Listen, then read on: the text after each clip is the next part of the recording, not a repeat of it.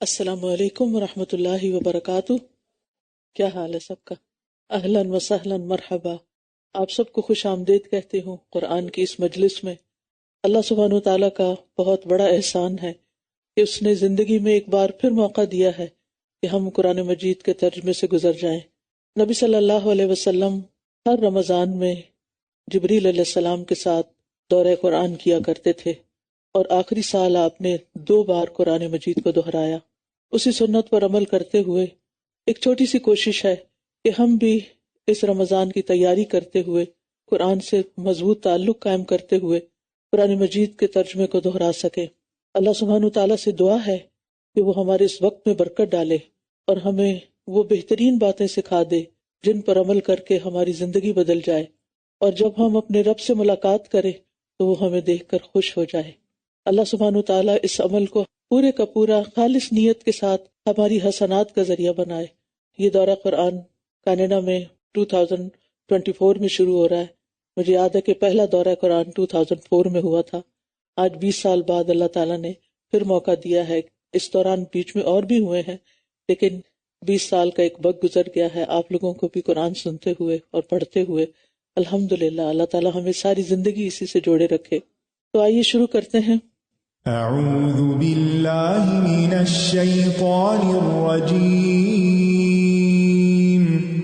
بسم اللہ الرحمن الرحیم، الحمد للہ رب العالمین، الرحمن الرحیم، مالک یوم الدین، ایاک نعبد و ایاک نستعین، اہدنا الصراط المستقیم،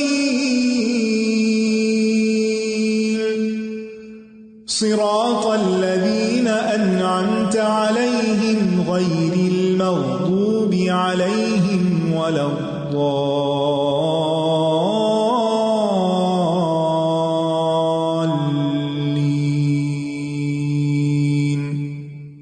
الحمد للہ رب العالمین، الرحمن الرحیم، مالک یوم الدین، الحمد للہ الذی علم بالقلم، علم الانسان ما لم يعلم، الحمد للہ الذی ہدانا لنور الاسلام وارشدنا لطریق العلم والایمان، الحمد للہ حمدا کثیرا طیبا مبارکا فیہ کما یحب ربنا ویرضی۔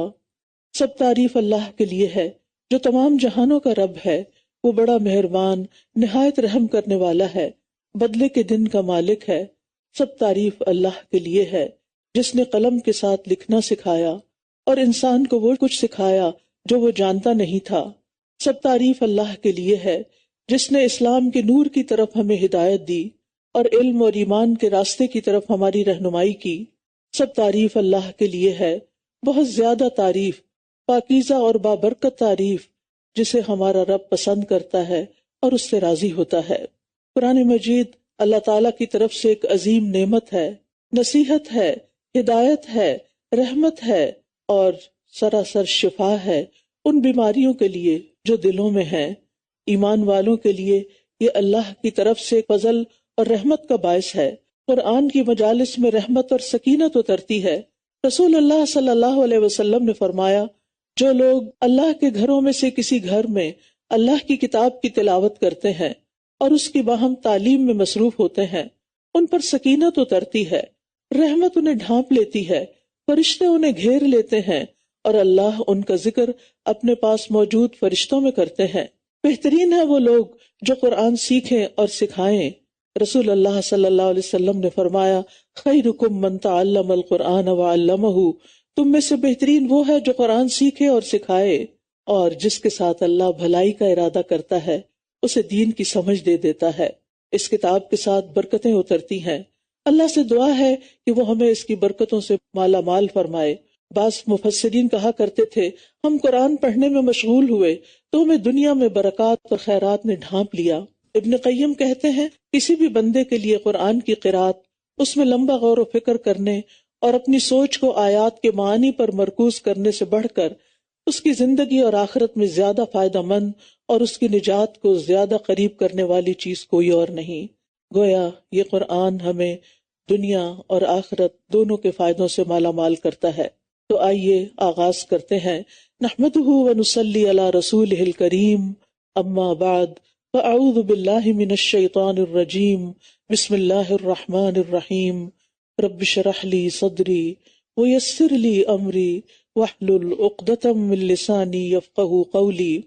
الحمد للہ رب العالمین الرحمن الرحیم مالک یوم الدین، ایاک نعبد وایاک نستعین، اہدنا الصراط المستقیم، صراط الذین انعمت علیہم غیر المغضوب علیہم ولا الضالین، آمین۔ سب تعریفیں اللہ ہی کے لیے ہیں جو تمام جہانوں کا رب ہے، بہت مہربان، نہایت رحم کرنے والا ہے، بدلے کے دن کا مالک ہے۔ صرف تیری ہی ہم عبادت کرتے ہیں اور صرف تجھ ہی سے ہم مدد چاہتے ہیں۔ ہمیں سیدھا راستہ دکھا، ان لوگوں کا راستہ جن پر تو نے انعام کیا، ان کا نہیں جن پر تیرا غضب ہوا، اور نہ گمراہ ہونے والوں کا۔ سورۃ الفاتحہ قرآن مجید کی سب سے افضل سورت ہے۔ انس رضی اللہ عنہ کہتے ہیں کہ نبی صلی اللہ علیہ وسلم کسی سفر میں تھے تو ایک آدمی آپ کے پاس اترا۔ اس نے بتایا کہ نبی صلی اللہ علیہ وسلم نے اس کی طرف متوجہ ہو کر فرمایا، کیا میں تمہیں قرآن کے افضل حصے کے بارے میں نہ بتاؤں؟ پھر آپ نے اس پر الحمدللہ رب العالمین کی تلاوت کی۔ سورۃ الفاتحہ میں اللہ کے 5 نام ہیں، اللہ، الرب، الرحمن، الرحیم اور مالک۔ رب کا معنی معبود، سردار یا آقا، مالک اور اصلاح کرنے والا، اور یہ سب معنی رب العالمین کو شامل ہیں۔ ربوبیت کے معنی میں ایک چیز کو یا کسی شخص کو درجہ بدرجہ ترقی دینا اور پرورش کرتے ہوئے اسے درجہ تمام و کمال تک پہنچا دینا ہے۔ اللہ سبحانہ و تعالی اپنے تمام بندوں کو پالنے والا ہے، وہ سب کا رب ہے، لیکن اس کی خاص تربیت ان لوگوں کے لیے ہے جو اس کے چنے ہوئے بندے ہوتے ہیں۔ وہ ان کے دلوں، ان کی روحوں، ان کے اخلاق اور ان کے معاملات کی تربیت کرتا ہے۔ اور اس نام کے ساتھ ہم اللہ تعالیٰ سے اکثر دعا کرتے ہیں، ربنا اور ربی کہہ کر۔ قرآن مجید میں 40 سے زیادہ مرتبہ رب کا لفظ دعا کے ساتھ استعمال ہوا ہے کہ یا رب تو ہی ہمارا خالق ہے، تو ہی ہمارا مالک ہے، تو ہی ہمیں روزی دیتا ہے، تیری ہی طرف ہمیں پلٹ کر جانا ہے۔ اور پھر سب تعریف اسی کے لیے ہے، الحمدللہ، جو کہ عبادت میں سے افضل ترین عبادت ہے، اللہ کا شکر گزار بندہ بننا۔ اور کس کا شکر گزار؟ وہ جس نے پیدا کیا، وہ جس نے صرف ہمیں نہیں سارے جہانوں کو پیدا کیا۔ وہ صرف ہماری ہی پرورش نہیں کر رہا، وہ سارے جہان والوں کی کر رہا ہے۔ اور صرف وہ رب ہی نہیں بلکہ الرحمن الرحیم ہے، نہایت مہربان ہے۔ الرحمن اللہ تعالیٰ کا ذاتی نام ہے۔ قل ادعوا اللہ او ادعوا الرحمن ایما تدعوا فلہ الاسماء الحسنی، کہہ دیجیے اللہ کہہ کے پکارو یا رحمان کہہ کے پکارو، یعنی اللہ بھی ذاتی نام ہے اور رحمان بھی ذاتی نام ہے۔ جس نام سے بھی تم اسے پکارو گے تو اسی کے لیے اچھے اچھے نام ہیں۔ الرحمن میں اللہ کی وسیع رحمت ہے، اور الرحیم اس بات پہ دلالت کرتا ہے کہ یہ رحمت اس کے خاص بندوں تک پہنچنے والی ہے۔ الرحمن میں مبالغہ الرحیم سے زیادہ ہے۔ رحمان کا لفظ قرآن مجید میں 75 بار ذکر کیا گیا ہے اور الرحیم کا ذکر 100 سے زیادہ مرتبہ کیا گیا ہے۔ اللہ تعالیٰ کی رحمت ہر چیز پر وسیع ہے۔ وَرَحْمَتِي وَسِعَتْ كُلَّ شَيْءٍ، اللہ کی رحمت اس کے غضب پر بھاری ہے۔ اللہ کی 100 رحمتیں ہیں جن میں سے صرف ایک رحمت دنیا والوں کے لیے ہے، باقی ساری رحمتیں 99 آخرت میں بندوں کی نجات کے لیے کام آئیں گی۔ سورۃ الفاتحہ میں اللہ تعالیٰ نے عظیم امور کا ذکر کیا ہے، حمد کا ذکر کیا جو عبادت میں بہترین عبادت ہے، یعنی اللہ کی تعریف اور اس کا شکر ادا کرنا۔ اللہ کا نام اسم اعظم ہے، رب العالمین میں اس کی قدرت کے کمالات نظر آتے ہیں۔ رحمت بندے سے متعلق سب سے بہترین جیسچر ہے۔ مالک یوم الدین، یوم الدین قیامت کا دن سب سے بڑا دن ہے۔ ایاک نعبد، یہ اللہ کا سب سے بڑا حق ہے کہ ہم اس کی عبادت کریں۔ ایاک نستعین، یہ بندے کے حصے میں آنے والی بہترین دعا ہے اور مدد مانگنا ہے۔ اور اہدنا الصراط المستقیم، سب سے بہترین دعا ہے، کیونکہ اگر انسان صحیح رستے پہ چل پڑتا ہے تو صحیح منزل تک بھی پہنچ جاتا ہے۔ اور پھر انعمت علیہم سب سے افضل ترین لوگ ہیں، اور مغضوب علیہم اور ضالین یہ سب سے زیادہ حق سے دور اور اللہ کے ناپسندیدہ بندے ہیں۔ لہٰذا یہ سورت بہترین سورت ہے جسے ہم ہر نماز میں پڑھتے ہیں، ہر نماز کی ہر رکعت میں پڑھتے ہیں۔ اس کو پڑھتے ہوئے اللہ کی حمد و ثنا کو یاد رکھیے، اللہ سے دعا مانگیے اور اس کی رحمت کو یاد رکھیے، اور اس کے قیامت کے دن کے مالک ہونے کو یاد رکھیے، کیونکہ اللہ ہی ہے جس نے ہمیں پیدا کیا اور جس کے پاس ہمیں جانا ہے اور جس کی طرف ہمارے سارے معاملات لوٹتے ہیں، جو ہر معاملے میں ہمارے کام آنے والا ہے، ہر چیز کا مالک ہے، اور پھر اس سے ہمیں مایوس نہیں ہونا، اس سے خیر اور برکت اور بھلائی مانگتے چلے جانا ہے۔ اور اس کی رحمتوں میں سے ایک بڑی رحمت ہے کہ اس نے ہمارے لیے یہ کتاب نازل کی ہے جسے آج ہم پڑھنے جا رہے ہیں۔ اس کتاب کی سب سے طویل ترین، سب سے لمبی سورت سورۃ البقرہ ہے، جس کا پڑھنا باعث برکت ہے، جس کا چھوڑنا باعث حسرت ہے، اور جس گھر میں یہ پڑھی جاتی ہے وہاں سے شیاطین بھاگ جاتے ہیں۔ تو آئیے آغاز کرتے ہیں سورۃ البقرہ کا۔ بسم اللہ الرحمن الرحیم، الف لام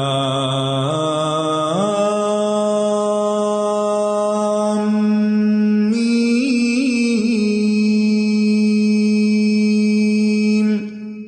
ذالک الکتاب لا ریب فیہ ہدی للمتقین الذین یؤمنون بالغیب ویقیمون الصلاة ومما رزقناهم ينفقون والذین یؤمنون بما انزل الیک وما انزل من قبلک وبالآخرة هم یوقنون اولئک علی ھدی من ربهم واولئک هم المفلحون۔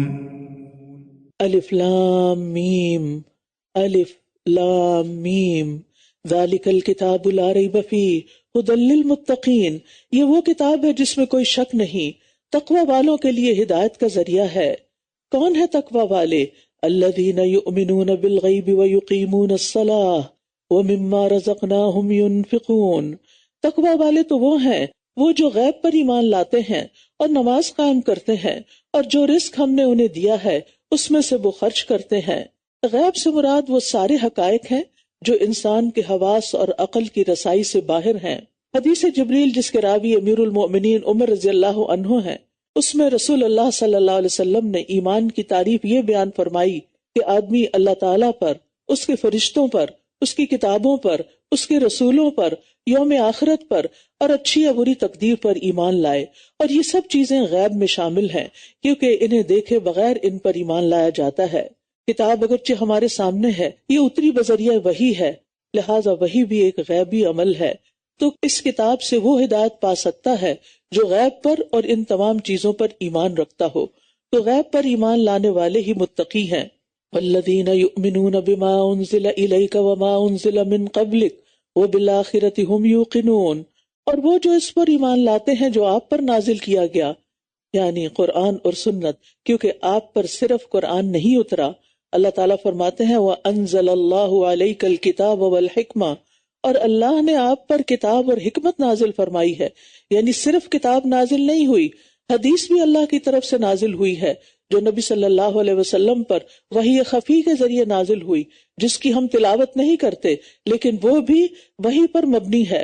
اور پھر یہ لوگ وما انزل من قبلک، اس پر بھی ایمان لاتے ہیں جو آپ سے پہلے کتابیں نازل ہوئیں، جو پچھلے پیغمبروں پر صحیفے وغیرہ نازل ہوئے، ان پر بھی متقی لوگ ایمان لاتے ہیں۔ اور سب سے بڑھ کر وبالآخرۃ ھم یوقنون، آخرت پر وہ یقین رکھتے ہیں، کیونکہ آخرت آخری دن ہے جس میں ہم سب کو لوٹ کر جانا ہے، وہ یوم الدین ہے، وہ بدلے کا دن ہے جس کی طرف ہمیں لوٹنا ہے، اور اس دن اللہ سبحانہ وتعالی ہم سب کا حساب لے گا۔ اس دن ہماری قسمتوں کا فیصلہ ہوگا، کچھ لوگ جنت میں جائیں گے اور کچھ جہنم میں جانے والے ہیں۔ لہٰذا کامیاب وہ ہیں جو ان صفات پر عمل کریں اور آخرت پر یقین رکھیں، تو اولئک علی ھدی من ربہم واولئک ھم المفلحون، یہی لوگ اپنے رب کی طرف سے ہدایت پر ہیں اور یہی لوگ دراصل فلاح پانے والے ہیں۔ تو کامیاب ہونے والوں کی یہ صفات یاد رکھیے، اور صرف یاد ہی نہیں رکھنا بلکہ ان پر عمل بھی کرنا ہے۔ اقامت صلاۃ جسم کا فعل ہے، ایمان بالغیب دل کا فعل ہے، اور مما رزقناہم ينفقون، اس میں سے جو ہم نے رزق دیا، چاہے وہ مال ہے، چاہے وہ اولاد ہے، چاہے وہ ہماری صلاحیتیں ہیں، چاہے ہمارا وقت ہے، ہماری زندگی ہے، ہماری جوانی ہے، ہمارے پاس جو کچھ بھی ہے وہ ہمارا اپنا نہیں، وہ ہمارے رب کا دیا ہوا ہے۔ اس لیے ہماری خوش قسمتی کی بات یہ ہے، ہماری کامیابی کی ضمانت اس میں ہے کہ اس کو ہم اپنے رب ہی کی خاطر، اپنے رب ہی کے نام پر دوسروں پر خرچ کریں، اپنے رب کے نام پر دینے والے ہوں۔ یہ کامیاب لوگوں کی صفات میں سے خاص صفت ہے۔ تو یہ لوگ ہدایت پر ہیں جن کے اندر یہ صفات پائی جاتی ہوں، اور یہی کامیابی کی ضمانت ہے۔ جب قرآن پڑھ رہے ہوں، آپ قرآن سن رہے ہوں، تو اپنے بارے میں سوچئے کہ کیا یہ ساری صفات میرے اندر ہیں، کیا میں اس پر ایمان رکھتی ہوں، کیونکہ ایمان کے بغیر تو کوئی عمل قبول ہی نہیں، اور ایمان کے اندر پورا یقین ہونا بہت ضروری ہے، کیونکہ شکوک و شبہات جو ہیں وہ انسان کو حق سے دور کر دیتے ہیں، اس کے ایمان کے منافی ہوتے ہیں۔ اور جب دل میں اللہ کے بارے میں یا اس کی کتاب کے بارے میں یا اس کے رسول کے بارے میں یا آخرت کے بارے میں کوئی شک آ جائے اور یقین ختم ہو جائے، تو سمجھیے کہ ایمان ڈاماڈول ہے، ایمان یا تو کمزور ہے یا پھر ختم ہو گیا ہے، اور اس کے بغیر تو پھر کوئی بھی عمل قابل قبول نہیں۔ پھر فرمایا ان الذین کفروا سواء علیہم اانذرتہم ام لم تنذرہم لا یؤمنون، بے شک جن لوگوں نے کفر کیا ان کے لیے برابر ہے کہ آپ انہیں ڈرائیں یا نہ ڈرائیں، وہ ایمان نہیں لائیں گے۔ یہاں لا یؤمنون سے مراد تمام کفار تو نہیں ہو سکتے، کیونکہ بہت سے کافر دعوت اسلام کے نتیجے میں ایمان لائے اور الحمدللہ اب بھی ایمان لا رہے ہیں۔ اس سے مراد وہ لوگ ہیں جو پچھلی آیات میں مذکور 6 چیزوں یا ان میں سے بعض کا انکار کر دیتے ہیں، اور ہٹ دھرمی کی اس حد تک پہنچ جاتے ہیں کہ اگر یہ حق بھی ہو تو ہم اسے نہیں مانیں گے، یعنی جو ضد کا شکار ہوں، جیسے نبی صلی اللہ علیہ وسلم کے زمانے میں بعض یہود مدینہ اور ابو جہل اور اس کے ساتھی، انہوں نے طے کر لیا تھا کہ ہم نے ماننا نہیں۔ تو جو لوگ ضد کا شکار ہو جائیں، ہٹ دھرمی کا شکار ہو جائیں، پھر ان پر نصیحت اثر نہیں کرتی۔ نصیحت تو اس پر اثر کرتی ہے جو کھلے دل سے نصیحت کو قبول کرنا چاہتا ہے، جو ان بائسڈ ہو کر کسی حقیقت اور حق کو سمجھنا چاہتا ہے، اور جو ضد کا شکار ہو تو پھر ختم اللہ علی قلوبہم وعلی سمعہم وعلی ابصارہم غشاوۃ ولہم عذاب عظیم، اللہ نے ان کے دلوں اور کانوں پر مہر لگا دی ہے اور ان کی آنکھوں پر پردہ ہے اور ان کے لیے بہت بڑا عذاب ہے، یعنی ان کے برے اعمال کے نتیجے میں ان کے دلوں پر مہر لگی ہے، کیونکہ ان کے ضمیر مردہ ہو چکے ہیں۔ قبول حق کی وہ استعداد جو فطرتاً ان کے اندر رکھی گئی تھی وہ ان سے چھن چکی ہے۔ مہر اگرچہ اللہ نے لگائی ہے، لیکن وجہ ان کا اپنا عمل ہے، ان کی اپنی ضد اور ہٹ دھرمی ہے، جیسے قرآن مجید میں آتا ہے بل طبع اللہ علیہا بکفرہم فلا یؤمنون الا قلیلا، بلکہ اللہ نے ان پر ان کے کفر کی وجہ سے مہر لگا دی ہے، لہٰذا وہ بہت کم ایمان لائیں گے۔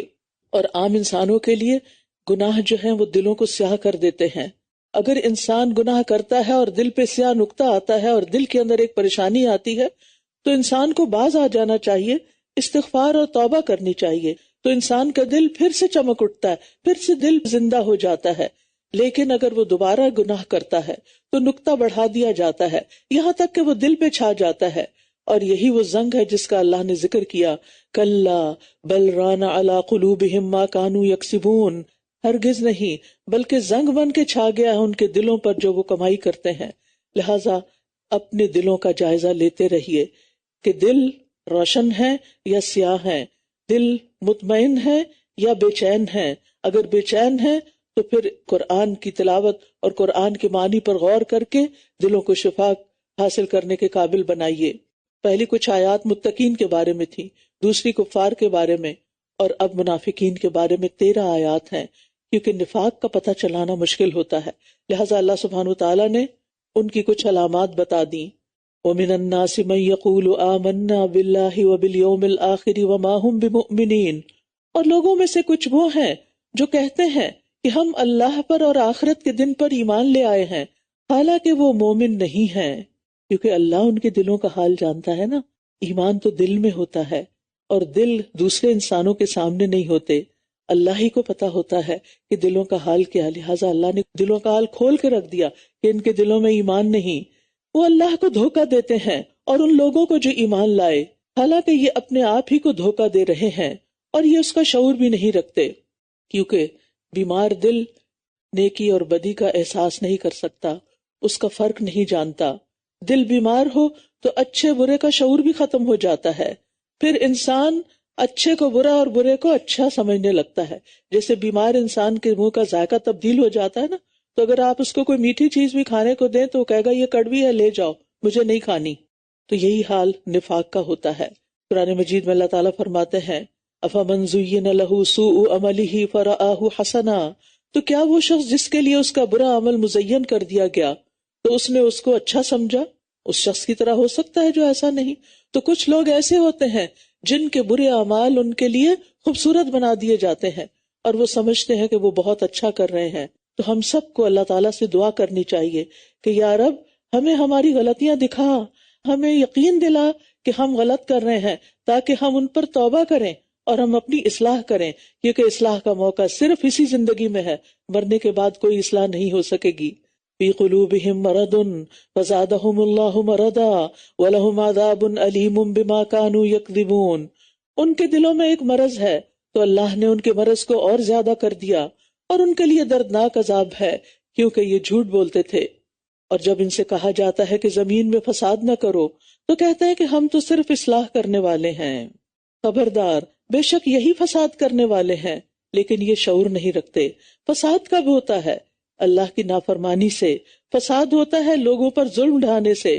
تو جب ان کو کہا جاتا ہے کہ حقوق اللہ بھی ادا کرو اور حقوق العباد بھی، تو پھر یہ کہتے ہیں کہ نہیں، ہم تو جو کر رہے ہیں سب اچھا کر رہے ہیں، اور اپنے فساد کو بھی نہیں سمجھتے۔ اور جب ان سے کہا جاتا ہے ایمان لاؤ جیسے اور لوگ ایمان لائے، تو کہتے ہیں کیا ہم بھی اسی طرح ایمان لائیں جیسے بے وقوف ایمان لائے ہیں؟ خبردار، یقیناً یہ خود ہی بے وقوف ہیں، لیکن یہ جانتے نہیں ہیں۔ یہاں پر آپ دیکھیے اللہ تعالیٰ نے سچے ایمان کا کرائیٹیریا بتا دیا ہے، ویسا ایمان جیسے صحابہ کا تھا۔ یہ اس دور کے لوگوں سے بھی تقاضا ہے اور آج ہم سے بھی تقاضا ہے کہ ہمارا ایمان کیسا ہونا چاہیے۔ ہمارے رول ماڈلز کون ہیں؟ صحابہ کرام ہیں۔ ان کا لائف سٹائل دیکھیے اور اپنا طرز زندگی دیکھیے، ہم کس طرح جی رہے ہیں، ہم کیا کر رہے ہیں؟ کیا ہمارا ایمان بھی ویسا ہے جیسے صحابہ کا تھا؟ کیا ہماری نمازیں ویسی ہیں؟ کیا ہمارا اللہ کے راستے میں خرچ کرنا ویسا ہے جیسے صحابہ کرام کا تھا؟ اور اگر نہیں تو ہمیں فکر کرنی چاہیے کہ کہیں ہم نفاق کے اندر تو داخل نہیں ہو رہے۔ لہٰذا اس کے لیے بہت ضروری ہے کہ ہم صحابہ کرام کے حالات زندگی بھی پڑھیں، ان کی زندگیوں سے بھی اپنے آپ کو منور کریں، تاکہ ہمیں پتہ چلے کہ وہ کیسے جیتے تھے اور آج ہم کیسے جی رہے ہیں۔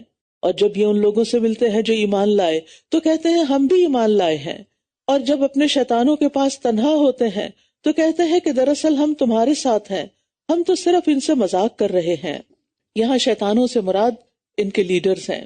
اللہ ان سے مذاق کرتا ہے اور انہیں ڈھیل دے رہا ہے جبکہ یہ اپنی سرکشی میں بھٹکتے پھر رہے ہیں۔ منافقین جو دل میں کفر رکھتے تھے، دل سے انکار کرتے تھے، جب وہ مسلمانوں سے ملتے تو ان کے سامنے اپنے اسلام کا اظہار کرتے، کہتے آمنا، ہم ایمان لائے ہیں، اور جب اپنے لوگوں کے پاس ہوتے تو ایمان والوں کا مذاق اڑاتے۔ اسی لیے اللہ سبحانہ وتعالیٰ نے ان کے بارے میں یہ طے کر دیا کہ یہ جہنم کے سب سے نچلے گڑھے میں ہوں گے، لیکن دنیا میں اللہ نے ان کی رسی دراز کر رکھی ہے۔ اولئک الذین اشتروا الضلالۃ بالہدی فما ربحت تجارتہم وما کانوا مہتدین، یہی وہ لوگ ہیں جنہوں نے ہدایت کے بدلے گمراہی خرید لی، تو نہ ان کی تجارت فائدہ مند ہوئی اور نہ ہی یہ ہدایت پانے والے ہوئے۔ ان کی مثال اس شخص کی طرح ہے جس نے آگ جلائی، اور جب اس آگ نے اس کے ماحول کو روشن کر دیا تو اللہ ان کا نور لے گیا اور انہیں اندھیروں میں چھوڑ دیا، اب یہ دیکھ نہیں پاتے۔ دنیا میں فائدے پا لینا لیکن آخرت میں اندھیرا ہی اندھیرا ہونا، یہ کس وجہ سے ہوتا ہے؟ اس لیے کہ انسان دنیا میں تو بظاہر اسلام کا اظہار کر کے مسلمانوں کے ساتھ اپنے رشتے جوڑ سکتا ہے، ان کا وارث بن سکتا ہے، مال غنیمت اور دیگر بے شمار فائدے حاصل کر سکتا ہے، لیکن جب انسان اس دنیا سے جاتا ہے تو پھر ساری روشنی، ساری نعمتیں، سب کچھ چھن جاتا ہے اور پھر اندھیروں میں ڈوب جاتا ہے۔ قبر کا اندھیرا، محشر کا اندھیرا، جہنم کا اندھیرا۔ تو جو لوگ ایمان لا کر پھر کفر کی طرف پلٹ جائیں، ان کے لیے پھر دنیا میں بھی اندھیرے ہیں اور آخرت میں بھی اندھیرے ہیں۔ صم بکم عمی فہم لا یرجعون، بہرے ہیں، گنگے ہیں، اندھے ہیں، بس یہ سیدھے رستے کی طرف نہیں لوٹیں گے۔ یا ان کی مثال آسمان سے برستی زوردار بارش کی طرح ہے، جس میں اندھیرے ہیں اور گرج اور چمک ہے۔ یہ کڑک کے باعث موت کے ڈر سے اپنی انگلیاں اپنے کانوں میں ڈال لیتے ہیں، اور اللہ کافروں کو گھیرے ہوئے ہے۔ قریب ہے کہ بجلی ان کی نگاہوں کو اچک لے جائے۔ جب بھی وہ ان کے لیے راستہ روشن کرتی ہے تو یہ اس میں چل پڑتے ہیں، اور جب ان پر اندھیرا چھا جاتا ہے تو یہ کھڑے رہ جاتے ہیں۔ اور اگر اللہ چاہتا تو ان کی سماعت اور بصارت لے جاتا، بے شک اللہ ہر چیز پر پوری قدرت رکھنے والا ہے۔ یہاں اللہ تعالیٰ نے منافقین کے ایک دوسرے گروہ کی مثال بیان فرمائی ہے، جو بظاہر تو مسلمان ہو گئے تھے لیکن کمزور ایمان کی وجہ سے ہمیشہ تذبذب اور شک میں رہے۔ راحت اور آرام کی صورت میں مطمئن نظر آتے تھے، یعنی جب اسلام کے آسان احکام ہوتے تو پھر خوش رہتے، اور جب کسی تکلیف کا سامنا ہوتا تو شک و شبہ میں پڑ جاتے۔ اللہ تعالیٰ نے سورۃ الحج میں بھی اس کے بارے میں فرمایا ہے، وَمِنَ النَّاسِ مَن يَعْبُدُ اللَّهَ عَلَى حَرْفٍ فَإِنْ أَصَابَهُ خَيْرٌ اطْمَأَنَّ بِهِ وَإِنْ أَصَابَتْهُ فِتْنَةٌ انقلب عَلَى وَجْهِهِ خَسِرَ الدُّنْيَا وَالْآخِرَةَ ذَلِكَ هُوَ الْخُسْرَانُ الْمُبِينُ۔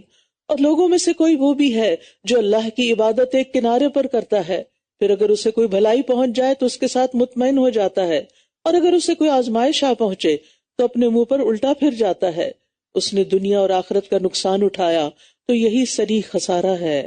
تو ہم سب کو اپنے آپ کا جائزہ لینا ہے کہ کہیں ہم صرف اچھے حالات میں ہی تو فرما بردار، اطاعت گزار اور عبادت گزار نہیں ہوتے، بلکہ ہر حال میں، تنگی ہو یا خوشحالی، دل خوش ہو یا ناخوش، حالات ہمارے موافق ہوں یا ناموافق ہوں، ہم ہر حال میں اللہ کی اطاعت کرنے والے ہیں یا نہیں، ورنہ کہیں ایسا نہ ہو کہ ہم نفاق کی حدوں کو پار کر جائیں اور نفاق میں داخل ہو جائیں، کیونکہ یہ تو منافقانہ طرز عمل ہے کہ صرف اچھے حالات میں ہی عبادت کرنا۔ پھر اللہ سبحانہ وتعالیٰ تمام لوگوں کو دعوت دے رہے ہیں، یا ایھا الناس اعبدوا ربکم الذی خلقکم والذین من قبلکم لعلکم تتقون۔ اے لوگوں، اپنے رب کی عبادت کرو جس نے تمہیں پیدا کیا، اور ان لوگوں کو بھی جو تم سے پہلے تھے، تاکہ تم بچ جاؤ، دنیا میں گناہوں سے بچ جاؤ اور آخرت میں عذاب سے بچ جاؤ۔ کیوں عبادت کرو اپنے رب کی؟ اس لیے کہ تمہارا رب تو وہ ہے، وہ جس نے تمہارے لیے زمین کو فرش اور آسمان کو چھت بنایا اور آسمان سے پانی برسایا، پھر اس کے ذریعے تمہارے لیے رزق کے طور پر پھل پیدا کیے، بس تم اللہ کے ساتھ کسی کو شریک نہ ٹھہراؤ جبکہ تم جانتے ہو۔ تو یہاں اللہ کی وحدانیت بیان ہوئی ہے کہ صرف ایک اللہ کی عبادت کرنی ہے اور اس کے ساتھ کسی کو شریک نہیں کرنا۔ شرک اکبر اور شرک اصغر دونوں کو چھوڑ دینا ہے، اور پھر اس کے بعد عبادت کے لیے ضروری ہے کہ قرآن مجید سے تعلق قائم کیا جائے، لہٰذا اس بات کا یقین ہونا ضروری ہے کہ یہ کتاب ہدایت ہے اور اس میں کسی قسم کا کوئی شک نہیں، کیونکہ اگر قرآن کے بارے میں دل میں ڈاؤٹ آ گئے تو پھر قرآن پہ عمل نہیں کر سکیں گے۔ اسی لیے فرمایا، اور اگر تمہیں اس میں شک ہے جو ہم نے اپنے بندے پر نازل فرمایا تو اسی طرح کی ایک صورت تم بھی بنا لاؤ، اور اللہ کے سوا اپنے مددگاروں کو بھی بلا لو اگر تم سچے ہو۔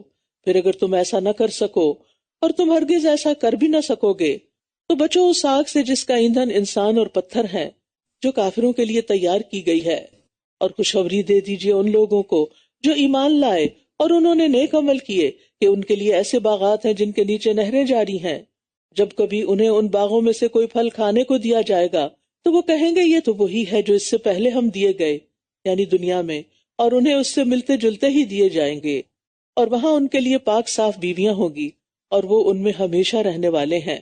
یاد رکھیے یہاں پر ایمان کے ساتھ عمل صالح کا ذکر الگ سے بھی کیا گیا ہے، اگرچہ عمل صالح ایمان کے اندر شامل ہے لیکن الگ سے عمل صالح اس لیے بھی کیونکہ عموماً ہم سے عمل میں کوتاہی ہو جاتی ہے، تو خالی ایمان لے آنا کافی نہیں، جیسے بعض لوگ کہتے ہیں اب نماز روزے وغیرہ کی تکلفات کی ضرورت نہیں، صرف لا الہ الا اللہ پڑھنے والا جنت میں داخل ہو جائے گا، ہمارے اندر ایمان ہے۔ بالکل ہم مانتے ہیں آپ کے اندر ایمان ہوگا، لیکن ایمان کے ساتھ ساتھ ایمان کے تقاضے بھی پورے کرنے ہیں جو قرآن و سنت میں ہمیں بتائے گئے ہیں۔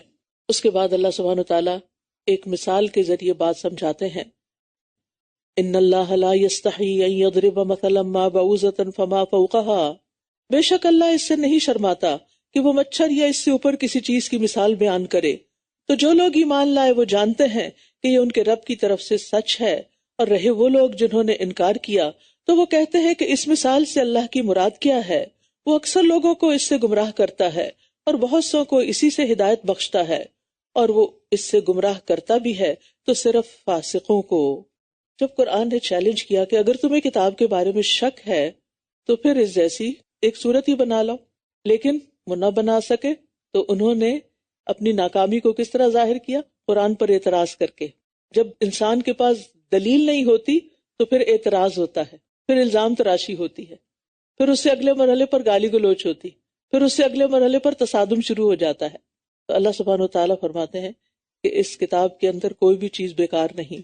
اگر تم یعنی مچھر جیسی چیز پر اعتراض کرتے ہو کہ اس کا ذکر کیوں آیا ہے قرآن میں، تو تم ایک مچھر ہی بنا کر دکھاؤ، نہیں بنا سکتے۔ تو جب اللہ نے اس میں ذکر کیا تو اس میں فائدہ ہی ہوگا، اور اس میں ہمارے لیے سیکھنے اور سمجھنے کی بہت سی چیزیں۔ اور اگر آپ جا کر نیٹ پر دیکھیں مچھر کی تخلیق کے بارے میں اور مچھر کے کاموں کے بارے میں تو آپ حیران ہو جائیں گے کہ مچھر کو معمولی تخلیق نہیں ہے، اگرچہ دیکھنے میں بہت چھوٹا سا نظر آتا ہے لیکن اس کے سارے سسٹمز اس میں کام کرتے ہیں۔ اور صرف مچھر نہیں، فما فوقہا، جو اس کے اوپر پیراسائٹ ہے وہ بھی اللہ کی نشانی ہے جو تمہیں نیکڈ آئی سے نظر بھی نہیں آتا۔ تو اللہ سبحانہ تعالیٰ نے اپنی کتاب میں جو بھی بیان کیا ہے وہ بالکل سچ ہے، حق ہے، یہ اللہ کا کلام ہے، لا ریب فیہ ہے، ہمارے لیے ہدایت ہے۔ کچھ آیات براہ راست احکام کے طور پر ہیں اور کچھ آیات غور و فکر کی دعوت دیتی ہیں، لہٰذا دونوں طرح سے کسی آیت کو پڑھ کر ہمیں عمل کی موٹیویشن ملتی ہے اور کچھ آیات کے ساتھ غور و فکر کی دعوت ملتی ہے، اور اللہ سبحانہ وتعالیٰ کی عظمت دل میں بڑھتی، ایمان بڑھتا ہے۔ لہٰذا کسی بھی آیت کو معمولی نہ سمجھیے۔ اور یہاں اللہ سبحانہ وتعالیٰ نے اپنی صفت حیا کا ذکر کیا ہے۔ حقیقت یہ ہے کہ اللہ تعالیٰ بہت حیا کرنے والا ہے، اور اس کا حیا جو ہے وہ بندوں کے حیا کی طرح نہیں ہے۔ اس کے حیا کی ایک مثال دی گئی کہ بندہ جب اللہ کی طرف ہاتھ اٹھا کے دعا کرتا ہے تو اللہ تعالیٰ اس بات سے حیا کرتا ہے کہ وہ ان ہاتھوں کو خالی لوٹائے، لہٰذا خوب ہاتھ اونچے کر کے اللہ سے دعا کیا کیجئے۔ اللہ سبحانہ تعالیٰ ہر طرح کی کمی اور کمزوری سے پاک ہے۔ اللہ سبحانہ تعالیٰ بندوں کے دلوں کو بھی جانتا ہے اور ظاہر کو بھی جانتا ہے، لہٰذا قرآن پڑھتے ہوئے اگر اس طرح کا کوئی بھی اشکال ذہن میں آئے تو فوراً اس کو جھٹک دیجئے کہ اگر رب نے فرمایا ہے تو سچ ہی فرمایا ہے، حق ہی ہے، کیونکہ یہ کتاب حق ہے، یہ اللہ کا کلام ہے، اور جتنا زیادہ ہمارا اس بات پر یقین ہوگا اتنا ہی ہمارا عمل بہتر ہوتا جائے گا۔ پیچھے فرمایا کہ انکار جو ہے وہ فاسق ہی کرتے ہیں۔ فاسق کون ہے؟ وہ لوگ جو اللہ کے عہد کو اس کے پختہ کرنے کے بعد توڑ دیتے ہیں، اور اللہ نے جس چیز کو جوڑنے کا حکم دیا اس کو کاٹ ڈالتے ہیں، یعنی رشتوں وغیرہ کو، اور وہ زمین میں فساد کرتے ہیں۔ یہی لوگ دراصل خسارہ پانے والے ہیں۔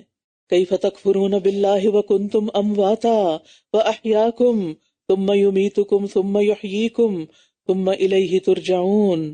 تم اللہ کا انکار کیسے کر سکتے ہو حالانکہ تم مردہ تھے، تو اس نے تمہیں زندگی بخشی، پھر وہی تمہیں موت دے گا، پھر وہی تمہیں زندہ کرے گا، پھر تم اسی کی طرف لوٹائے جاؤ گے۔ وہی تو ہے جس نے تمہارے لیے وہ سب کچھ پیدا کیا جو زمین میں ہے۔ پھر وہ آسمان کی طرف متوجہ ہوا تو ان کو ٹھیک ٹھیک 7 آسمان بنا دیا، اور وہ ہر چیز کا خوب علم رکھنے والا ہے۔ اب یہاں سے آیت نمبر 30 سے آنورڈز تخلیق آدم کا ذکر ہوا ہے، اور اس میں بھی ہمارے لیے بہت سے سبق ہیں۔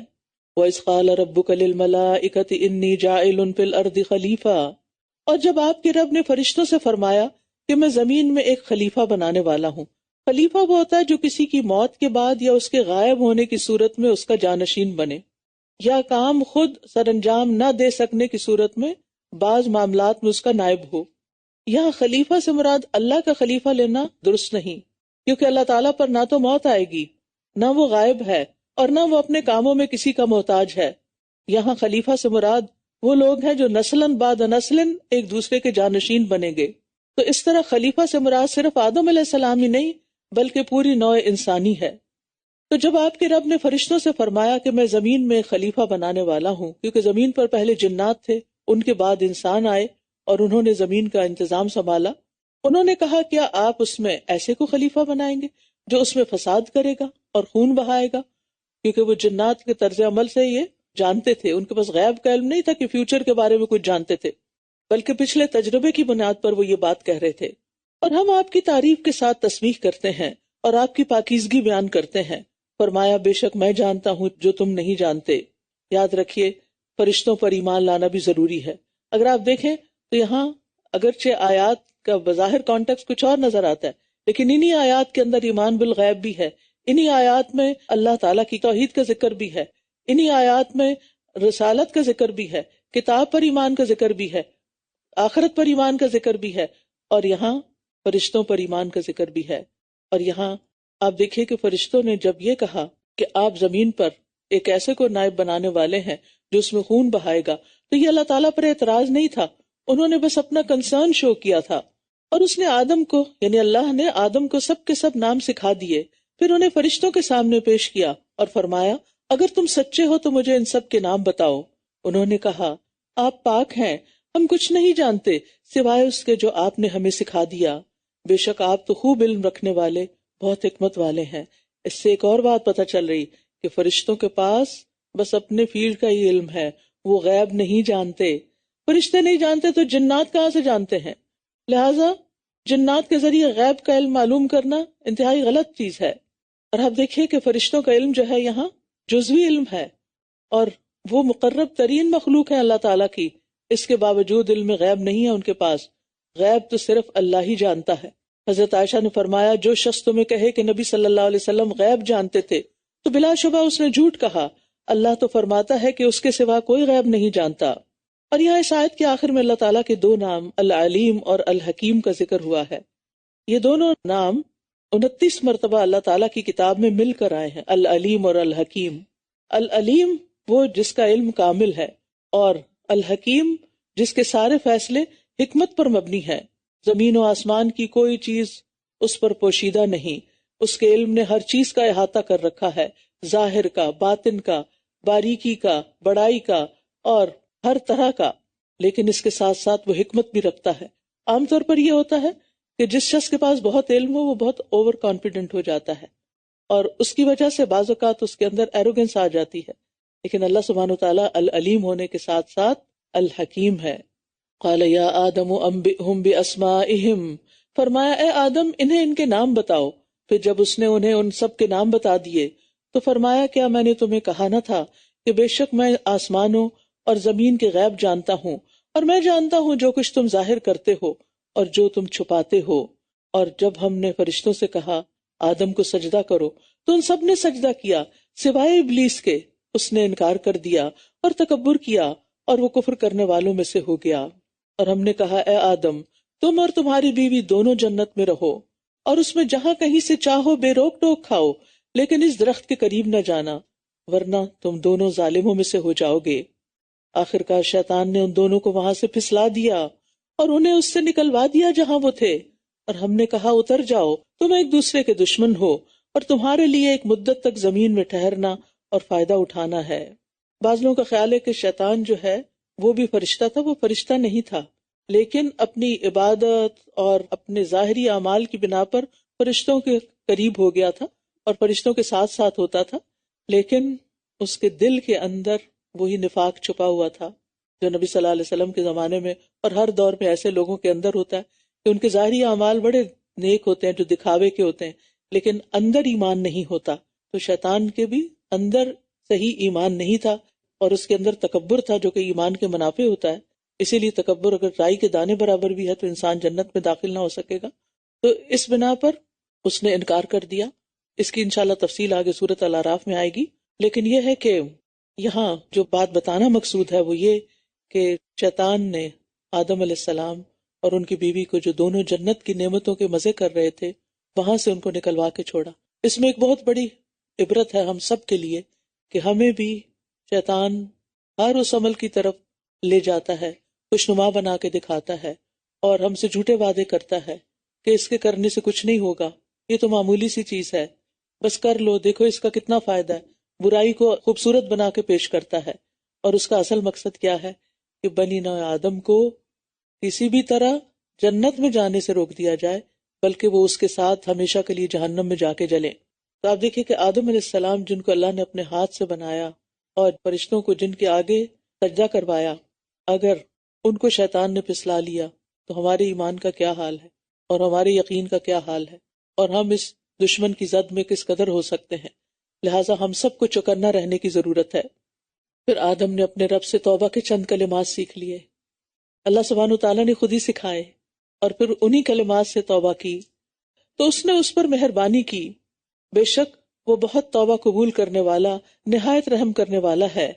ہم نے کہا تم سب یہاں سے اتر جاؤ، پھر اگر تمہارے پاس میری طرف سے کوئی ہدایت آئے تو جو میری ہدایت کی پیروی کریں گے تو ان پر نہ کچھ خوف ہوگا اور نہ وہ غمگین ہوں گے. اور وہ لوگ جنہوں نے کفر کیا اور ہماری آیات کو جھٹلا دیا، اللہ کی آیات کو جھٹلا دیا، وہ آگ والے ہیں، وہ اس میں ہمیشہ رہنے والے ہیں. تمام انسانوں کو خطاب کرنے کے بعد بنی اسرائیل سے اب خصوصی خطاب شروع ہو رہا ہے، کیونکہ اہل کتاب ہونے کی وجہ سے ان کا حق زیادہ ہے کہ وہ نبی صلی اللہ علیہ وسلم پر ایمان لائیں. یہ خطاب کبھی انعامات یاد دلا کر ہے جو ان پر کیے گئے، کبھی ان کی بدعمالیوں پر ڈانٹ کے ساتھ ہے، اور کبھی ان سزاؤں کے ذکر کے ساتھ ہے جو ان کی نافرمانیوں پر انہیں دی گئی. یہاں سے لے کر آیت نمبر 147 تک ان پر 10 انعامات، ان کی 10 بدعمالیوں اور انہیں دی جانے والی 10 سزاؤں کا ذکر ہے. تو اللہ تعالیٰ فرماتے ہیں یا بنی اسرائیل اذکروا نعمتی التی انعمت علیکم واوفوا بعہدی اوف بعہدکم وایای فارہبون. اے بنی اسرائیل، میری اس نعمت کو یاد کرو جو میں نے تم پر انعام کی، اور تم میرے عہد کو پورا کرو، میں تمہارے عہد کو پورا کروں گا، اور صرف مجھ ہی سے ڈرتے رہو، اور اس کتاب پر ایمان لاؤ جو میں نے نازل کی ہے، یعنی قرآن. وہ اس کی تصدیق کرنے والی ہے جو تمہارے پاس ہے، اور تم سب سے پہلے اس کا انکار کرنے والے مت بنو، اور میری آیات کے بدلے تھوڑی قیمت مت لو، اور صرف مجھ ہی سے ڈرتے رہو. تھوڑی قیمت کا مطلب یہ نہیں کہ زیادہ قیمت لے لو، بلکہ مطلب یہ ہے کہ آیات الہی کے بدلے اگر پوری دنیا بھی تمہیں مل جائے تو متاع قلیل ہے. اللہ تعالیٰ فرماتے ہیں سورۃ النساء میں قل متاع الدنیا قلیل، کہہ دیجئے دنیا کا سامان بہت تھوڑا ہے. دین بیچ کر دنیا حاصل کرنا، غلط فتوے دینا اور دنیا کے مال و متاع کی حرص رکھنا بہت گھاٹے کا سودا ہے. اگر کسی کو ساری دنیا کا مال بھی مل جائے اس کے بدلے تو آخرت میں وہ کام نہیں آئے گا، آخرت کے مقابلے میں وہ حقیر متاع ہے. اس لیے انسان کو اپنے دین کے معاملے میں کسی بھی چیز کو ترجیح نہیں دینی چاہیے. پھر فرمایا اور تم حق کو باطل کے ساتھ خلط ملط نہ کرو اور نہ حق کو چھپاؤ جبکہ تم جانتے ہو، اور نماز قائم کرو اور زکوٰۃ ادا کرو اور رکوع کرنے والوں کے ساتھ رکوع کرو. یعنی نماز با جماعت کا حکم ہے، کیونکہ اقامت صلاۃ کا حصہ ہے یہ کہ مرد جماعت سے نماز پڑھیں. أَتَأْمُرُونَ النَّاسَ بِالْبِرِّ وَتَنْسَوْنَ أَنفُسَكُمْ وَأَنْتُمْ تَتْلُونَ الْكِتَابَ أَفَلَا تَعْقِلُونَ. کیا تم لوگوں کو نیکی کا حکم دیتے ہو اور اپنے آپ کو بھول جاتے ہو حالانکہ تم کتاب کی تلاوت کرتے ہو؟ کیا تم عقل سے کام نہیں لیتے؟ اور صبر اور نماز سے مدد لو، بے شک وہ بہت بھاری ہے مگر ان لوگوں پر نہیں جو اللہ کے لیے عاجزی کرنے والے ہیں. یہ نسخہ بتا دیا گیا مشکلات سے نکلنے کا، دعا کے ساتھ ساتھ صبر اور نماز. نبی صلی اللہ علیہ وسلم کو جب کوئی پریشانی ہوتی فوراً نماز کی طرف لپکتے تھے. ہمیں کوئی پریشانی ہوتی ہے تو ہم کیا کرتے ہیں؟ فوراً فون کی طرف لپکتے ہیں کہ کسی کو اپنا ماجرا سنا دیں، کسی سے بات کر کے اپنا کتارسس کر لیں. تو ہم نے آج سے کیا عادت بنانی ہے؟ کوئی تکلیف دہ بات ہو، کوئی بیماری ہو، کوئی پریشانی ہو، کوئی غم ہو، دکھ ہو، اپنی جان کی طرف سے، اولاد کی طرف سے، مال کی طرف سے، لوگوں کی طرف سے، کہیں سے بھی فوراً اللہ کی طرف رجوع کرنا ہے.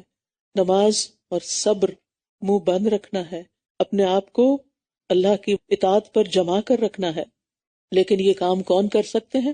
وہی جن کے اندر خشوع ہو، عاجزی ہو، وہ جو یقین رکھتے ہیں کہ وہ اپنے رب سے ملاقات کرنے والے ہیں آخرت میں، اور بے شک وہ اسی کی طرف لوٹ کر جانے والے ہیں. پھر دوبارہ خطاب ہے، اے بنی اسرائیل، میری اس نعمت کو یاد کرو جو میں نے تم پر انعام کی تھی، اور یہ کہ بلا شبہ میں نے تمہیں تمام جہانوں پر فضیلت بخشی تھی. اور ڈرو اس دن سے جب کوئی شخص کسی کے کچھ کام بھی نہ آئے گا اور نہ اس سے کوئی سفارش قبول کی جائے گی، اور نہ اس سے کوئی معاوضہ لیا جائے گا اور نہ وہ مدد کیے جائیں گے۔ نعمت یاد دلانے کے بعد اب انہیں قیامت کے عذاب سے بھی ڈرایا جا رہا ہے۔ بنی اسرائیل کے فساد کی اصل وجہ یہ تھی کہ وہ اپنے انبیاء، علماء اور بزرگوں پر بڑا ناز کرتے تھے، اور وہ سمجھتے تھے کہ ہم خواہ کتنے ہی گناہ کر لیں، ہمارے بزرگ اور آباء و اجداد ہمیں بخشوا لیں گے، وہ بڑے نیک لوگ تھے۔ یہاں اسی باطل گمان کی تردید کی گئی ہے، ورنہ قیامت کے دن شفاعت تو ہوگی جس کے لیے اللہ تعالیٰ اجازت دے گا، لیکن وہ لوگ جو اللہ کی نافرمانیوں پر ہٹ دھرمی اختیار کیے ہوئے ہوں ان کے لیے شفاعت نہیں ہے۔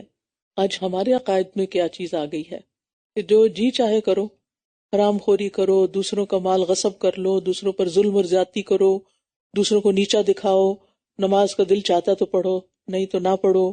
اور اب تو روزے پہ بھی لوگوں نے کمپرومائز کرنا شروع کر دیا ہے، چھوٹے چھوٹے بہانے سامنے لا کر۔ اور اسی طرح زکوٰۃ، بہت سے لوگوں کو پتہ ہی نہیں کہ زکوٰۃ دی بھی جاتی ہے اور کیسے دی جاتی ہے، یہ تو پھر دور کی بات ہے۔ ان ساری چیزوں سے غفلت کی اصل وجہ کیا ہے؟ کہ ہاں کوئی ہوگا جو ہمیں چھڑا لے گا، ہم ہیں نا نبی صلی اللہ علیہ وسلم کی امت۔ تو ان عقائد کی اصلاح کی بھی ضرورت ہے کہ قرآن اس کے بارے میں کیا کہتا ہے۔ یعنی نبی صلی اللہ علیہ وسلم کی شفاعت ہوگی، لیکن وہ شفاعت جہنم سے نکلوانے کے لیے ہوگی۔ اب آپ خود سوچئے کہ جہنم میں جانا کیا آسان ہے؟ اس سے پہلے کہ انسان کو جہنم کی آگ چھوئے، اسی دنیا کے اندر اپنے گناہوں کی معافی مانگ لینی چاہیے اور ان سے توبہ کر لینی چاہیے۔ وَإِذْ نَجَّيْنَاكُمْ مِنْ آلِ فِرْعَوْنَ، اور یاد کرو جب ہم نے تمہیں آل فرعون سے نجات دی، وہ تمہیں سخت عذاب دیتے تھے، وہ تمہارے بیٹوں کو ذبح کر ڈالتے اور تمہاری عورتوں کو زندہ چھوڑ دیتے تھے، اور اس میں تمہارے رب کی طرف سے بہت بڑی آزمائش تھی۔ اور جب ہم نے تمہارے لیے سمندر کو پھاڑ دیا، پھر ہم نے تمہیں نجات دی اور آل فرعون کو غرق کر دیا جبکہ تم دیکھ رہے تھے۔ اور ہم نے موسیٰ سے 40 راتوں کا وعدہ لیا، پھر اس کے جانے کے بعد تم نے بچڑے کو معبود بنا لیا اور تم ظلم کر رہے تھے، پھر اس کے بعد بھی ہم نے تمہیں معاف کر دیا تاکہ تم شکر ادا کرو۔ اور جب ہم نے موسیٰ کو کتاب اور فرقان عطا کیا تاکہ تم ہدایت پا سکو، اور جب موسیٰ نے اپنی قوم سے کہا اے میری قوم، بے شک تم نے بچڑے کو معبود بنا کر اپنی جانوں پر ظلم کیا ہے، لہٰذا تم اپنے پیدا کرنے والے کے حضور توبہ کرو اور اپنے مجرموں کو قتل کر ڈالو، یہ تمہارے لیے تمہارے پیدا کرنے والے کے نزدیک زیادہ بہتر ہے، پھر وہ تم پر مہربان ہو گیا، بے شک وہ توبہ قبول کرنے والا بہت رحم فرمانے والا ہے۔ یاد رکھیے، بعض گناہوں کی معافی سزا کے بعد ہی ہوتی ہے، جیسے یہاں بنی اسرائیل کو معاف تو کر دیا گیا لیکن ان کو سزا بھی دی گئی۔ اور جب تم نے کہا اے موسیٰ، ہم جب تک اللہ کو سامنے نہ دیکھ لیں ہرگز تمہارا یقین نہ کریں گے، تو تمہیں بجلی کی کڑک نے آ پکڑا اور تم دیکھ رہے تھے، پھر ہم نے تمہاری موت کے بعد تمہیں زندہ کر اٹھایا تاکہ تم شکر ادا کرو، اور ہم نے تم پر بادلوں کا سایہ کیا اور تم پر من و سلوہ اتارا، کھاؤ ان پاکیزہ چیزوں میں سے جو ہم نے تمہیں عطا کی ہیں، اور انہوں نے ہم پر ظلم نہیں کیا بلکہ وہ اپنی ہی جانوں پر ظلم کر رہے تھے۔ یاد رکھیے، گناہ کر کے انسان اپنے اوپر ظلم کرتا ہے، اللہ سبحانہ وتعالیٰ کا کچھ بھی نقصان نہیں ہوتا، اسے کوئی فرق نہیں پڑتا کہ کوئی اس کی عبادت کرے یا اس کی نافرمانی کرے، فرق ہم ہی کو پڑتا ہے۔ لہٰذا اپنے فائدے کی خاطر اللہ کے بن جائیں، اللہ کے عبادت گزار فرما بردار بندے بن جائیں۔ اور جب ہم نے کہا کہ اس بستی میں داخل ہو جاؤ اور اس میں جہاں سے چاہو خوب کھاؤ، اور دروازے سے سجدہ کرتے ہوئے داخل ہونا، اور حتتن یعنی بخشش فرما دے یا بخش دے کہتے جانا، تو ہم تمہاری خطائیں معاف کر دیں گے اور ہم نیکی کرنے والوں کو اور زیادہ دیں گے۔ موسیٰ علیہ السلام کے بعد جب یوشع بن نون نے بیت المقدس فتح کر لیا تو بنی اسرائیل کو حکم دیا گیا کہ وہ اب فاتح کی حیثیت سے تکبر کرتے ہوئے نہیں جائیں، بلکہ سر جھکا کر سجدہ کرتے ہوئے اللہ کے حضور اور شکر ادا کرتے ہوئے اس بستی میں داخل ہوں کہ اللہ نے سال ہا سال کے بعد انہیں ان کا وطن واپس لوٹا دیا ہے۔ لیکن انہوں نے کیا کیا؟ انہوں نے مستی کی، جو اللہ تعالیٰ نے فرمایا وہ نہیں کیا، جو ان کے دلوں نے کہا وہ کیا۔ انہیں کہا گیا تھا ہتتن کہو، انہوں نے ہنتتن کہا کہ ہمیں گندم چاہیے۔ کوئی بھی شخص اللہ کے کلام، اللہ کے دین کا مذاق کب اڑاتا ہے؟ جب اس کو کوئی اہمیت نہیں دیتا۔ یہ کوئی معمولی بات نہیں تھی۔ آج آپ دیکھیں، افسوس کے ساتھ کہنا پڑتا ہے کہ مسلمانوں کے اندر ایسے لوگ ہیں جو آیات الہی کا معنی بدل دیتے ہیں اور جو اس کا مذاق بھی اڑاتے ہیں اور اس کے لطیفے بھی بناتے ہیں۔ یہ کسی مسلمان کے شایان شان نہیں ہو سکتا۔ وَبَدَّلَ الَّذِينَ ظَلَمُوا قَوْلًا غَيْرَ الَّذِي قِيلَ لَهُمْ، پھر جن لوگوں نے ظلم کیا انہوں نے اس بات کو جو انہیں کہی گئی تھی بدل کر کچھ اور کر دیا۔ تو ہم نے ان لوگوں پر جنہوں نے ظلم کیا تھا آسمان سے عذاب نازل کیا کیونکہ وہ نافرمانی کرتے تھے، پھر اللہ نے بھی ان کو نہیں چھوڑا، اللہ کی پکڑ آ گئی ان پر۔ وَإِذِ اسْتَسْقَىٰ مُوسَىٰ لِقَوْمِهِ، اور جب موسیٰ نے اپنی قوم کے لیے پانی مانگا تو ہم نے کہا اپنا عصا پتھر پر مارو، تو اس سے 12 چشمے پھوٹ نکلے۔ سب لوگوں نے اپنا اپنا گھاٹ معلوم کر لیا۔ اللہ کے رزق میں سے کھاؤ اور پیو، اور زمین میں مفسد بن کر نہ پھرو۔ جب وہ مصر سے نکل کر جب سمندر پار کر کے دوسرے علاقے میں آئے تو وہاں پر انہوں نے بچڑے کی پوجا شروع کر دی، تو انہیں پھر کہا جاتا ہے کہ 40 سال تک اسی صحرا میں چھوڑ دیا گیا، اور یہاں ان کے لیے نہ پانی کا انتظام تھا، نہ کھانے کا انتظام تھا، اور نہ گھر تھے اور نہ سایہ تھا۔ تو اللہ سبحانہ وتعالیٰ نے ساری نعمتیں ان کو یہاں عطا کی اور ان کی تربیت کی صحرا میں رکھ کر۔ اور جب تم نے کہا اے موسیٰ ہم ایک ہی کھانے پر ہرگز صبر نہیں کر سکتے، لہٰذا ہمارے لیے اپنے رب سے دعا کرو کہ جو کچھ زمین اپنی ترکاری، ککڑی، گندم، مسور اور پیاز میں سے اگاتی ہے وہ ہمارے لیے نکالے۔ اس نے کہا کیا تم بہتر چیز چھوڑ کر اس کے بدلے کمتر چیز لینا چاہتے ہو؟ کسی شہر میں چلے جاؤ تو جو تم نے مانگا ہے وہ تمہارے لیے موجود ہوگا۔ اور ان پر ذلت اور محتاجی دے ماری گئی اور وہ اللہ کے غضب کے ساتھ پلٹے۔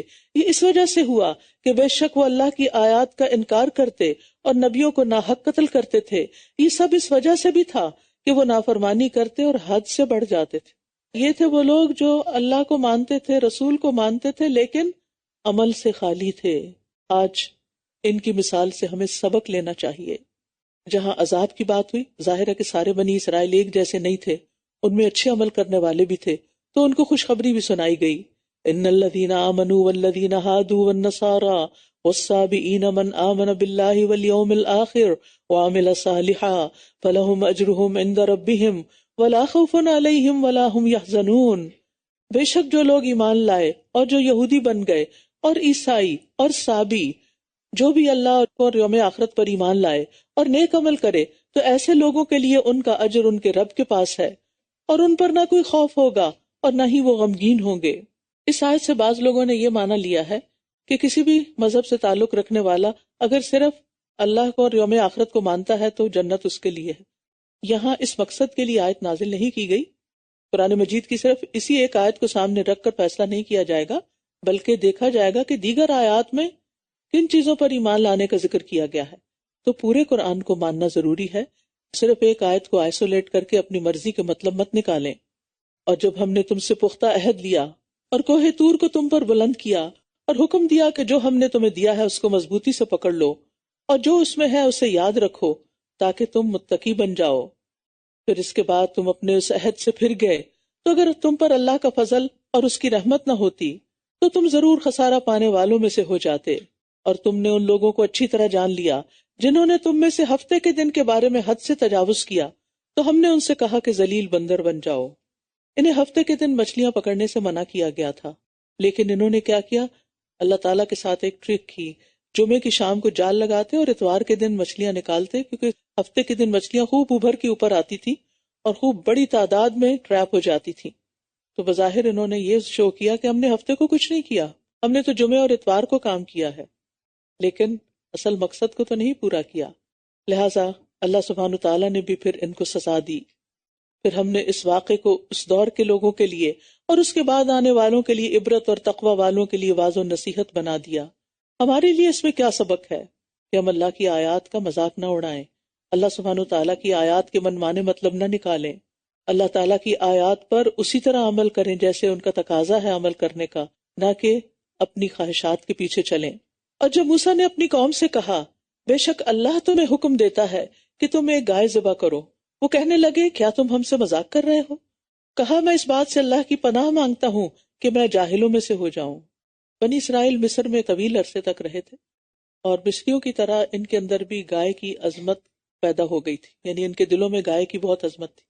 اب ظاہر ہے کہ مصر تو یہ چھوڑ آئے تھے تو پچھلے جو عقائد کی خرابی تھی اس کی اصلاح کرنا بھی مقصود تھی، تو موسیٰ علیہ السلام نے ان کو حکم دیا کہ گائے ذبح کریں تاکہ ان کے دل سے اس گائے کی جو عظمت ہے یا گائے کو پوجنے کی جو بات ہے، جیسے انہوں نے صحرائے میں بچڑے کو معبود بنا لیا تھا، تو وہ نکل جائے۔ تو انہوں نے کہا کہ ہیں گائے کو ذبح کریں، یہ تو بڑی عجیب بات ہے، لگتا ہے تم صحیح بات نہیں کر رہے، مذاق کر رہے ہیں۔ موسیٰ علیہ السلام نے کہا پیغمبر ایسے مذاق نہیں کیا کرتے، پیغمبر لوگوں کو صحیح صاف ستھری بات بتاتے ہیں۔ تو انہوں نے کہا کہ میں اس بات سے اللہ کی پناہ مانگتا ہوں کہ میں جاہلوں میں سے ہو جاؤں اور تم سے کوئی ایسی بات کہوں۔ انہوں نے کہا اے موسیٰ اپنے رب سے ہمارے لیے دعا کرو کہ وہ ہمارے لیے واضح کر دے کہ وہ گائے کس طرح کی ہو، بجائے اس کے کہ خود دعا کرتے۔ موسیٰ علیہ السلام سے کہا کہ تم دعا کرو۔ آج ہمارا حال کیا ہے؟ ہم خود کچھ نہیں کرتے اور صرف کچھ مخصوص لوگوں کو دعائیں کرنے کے لیے چن لیتے ہیں کہ جب کوئی مسئلہ تو بس یہ ہمارے لیے دعا کر دیں اور ہم دنیا میں لگے رہیں۔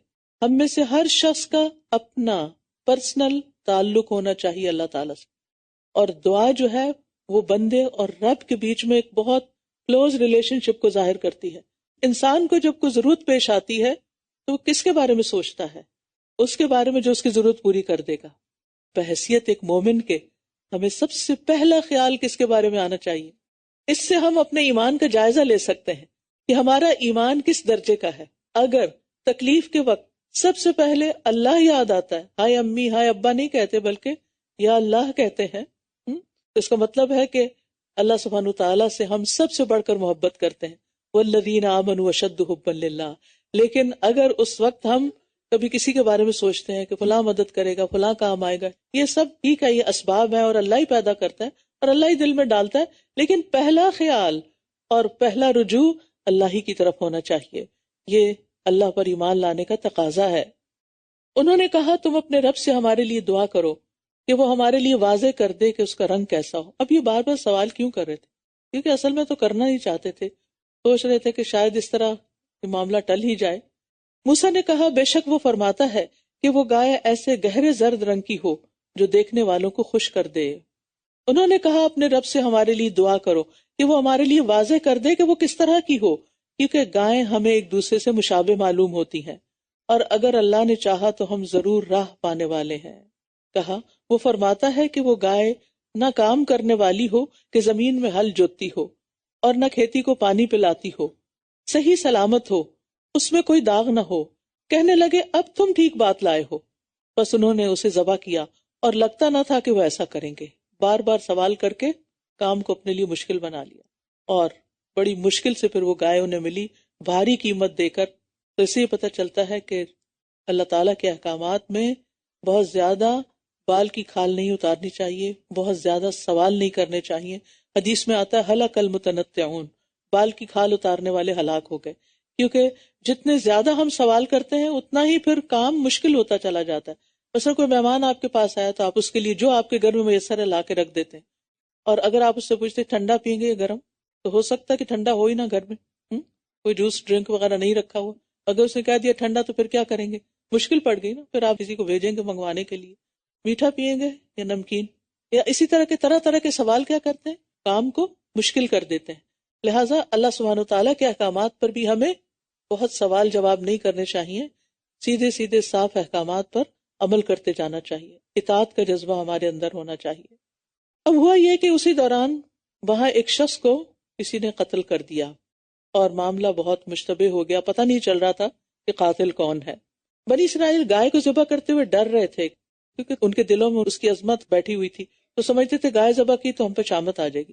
جیسے جو لوگ مثلاً ایسے رسم و رواج کے پابند ہوتے ہیں، جیسے 11ویں ضرور دینی ہے ورنہ بھینس مر جائے گی، گاؤں وغیرہ میں لوگوں کے اندر اس طرح کے عقائد پائے جاتے ہیں، اور وہ سمجھتے ہیں کہ اگر ہم نے اپنی یہ غلط منت نہیں مانی تو بس پھر ہمارا کوئی نقصان ہو جائے گا۔ ان کے دل میں بھی کچھ ایسا ہی خوف تھا، حالانکہ ایسی کوئی بات نہیں تھی۔ اللہ سبحانہ تعالیٰ نے ایک نشانی پیدا کر دی کہ گائے کا ذبح کرنا جو تھا وہ ایک فائدے کی چیز تھی، اور وہ کیا؟ اور جب تم نے ایک شخص کو قتل کر ڈالا پھر تم اس کے بارے میں باہم جھگڑنے لگے، اور جو کچھ تم چھپا رہے تھے اللہ اسے ظاہر کرنے والا تھا۔ پھر ہم نے کہا اس مقتول کو اس گائے کے بعض حصے سے ضرب لگاؤ، اسی طرح اللہ مردوں کو زندہ کرتا ہے اور وہ تمہیں اپنی نشانیاں دکھاتا ہے تاکہ تم عقل سے کام لو۔ تو کیا ہوا کہ گائے ذبح کرنے سے نقصان کی بجائے فائدہ ہو گیا، اور وہ مقتول جس کے قاتل کا پتہ نہیں چل رہا تھا وہ زندہ ہو کے اٹھ بیٹھا اور بولا کہ مجھے فلاں نے قتل کیا ہے۔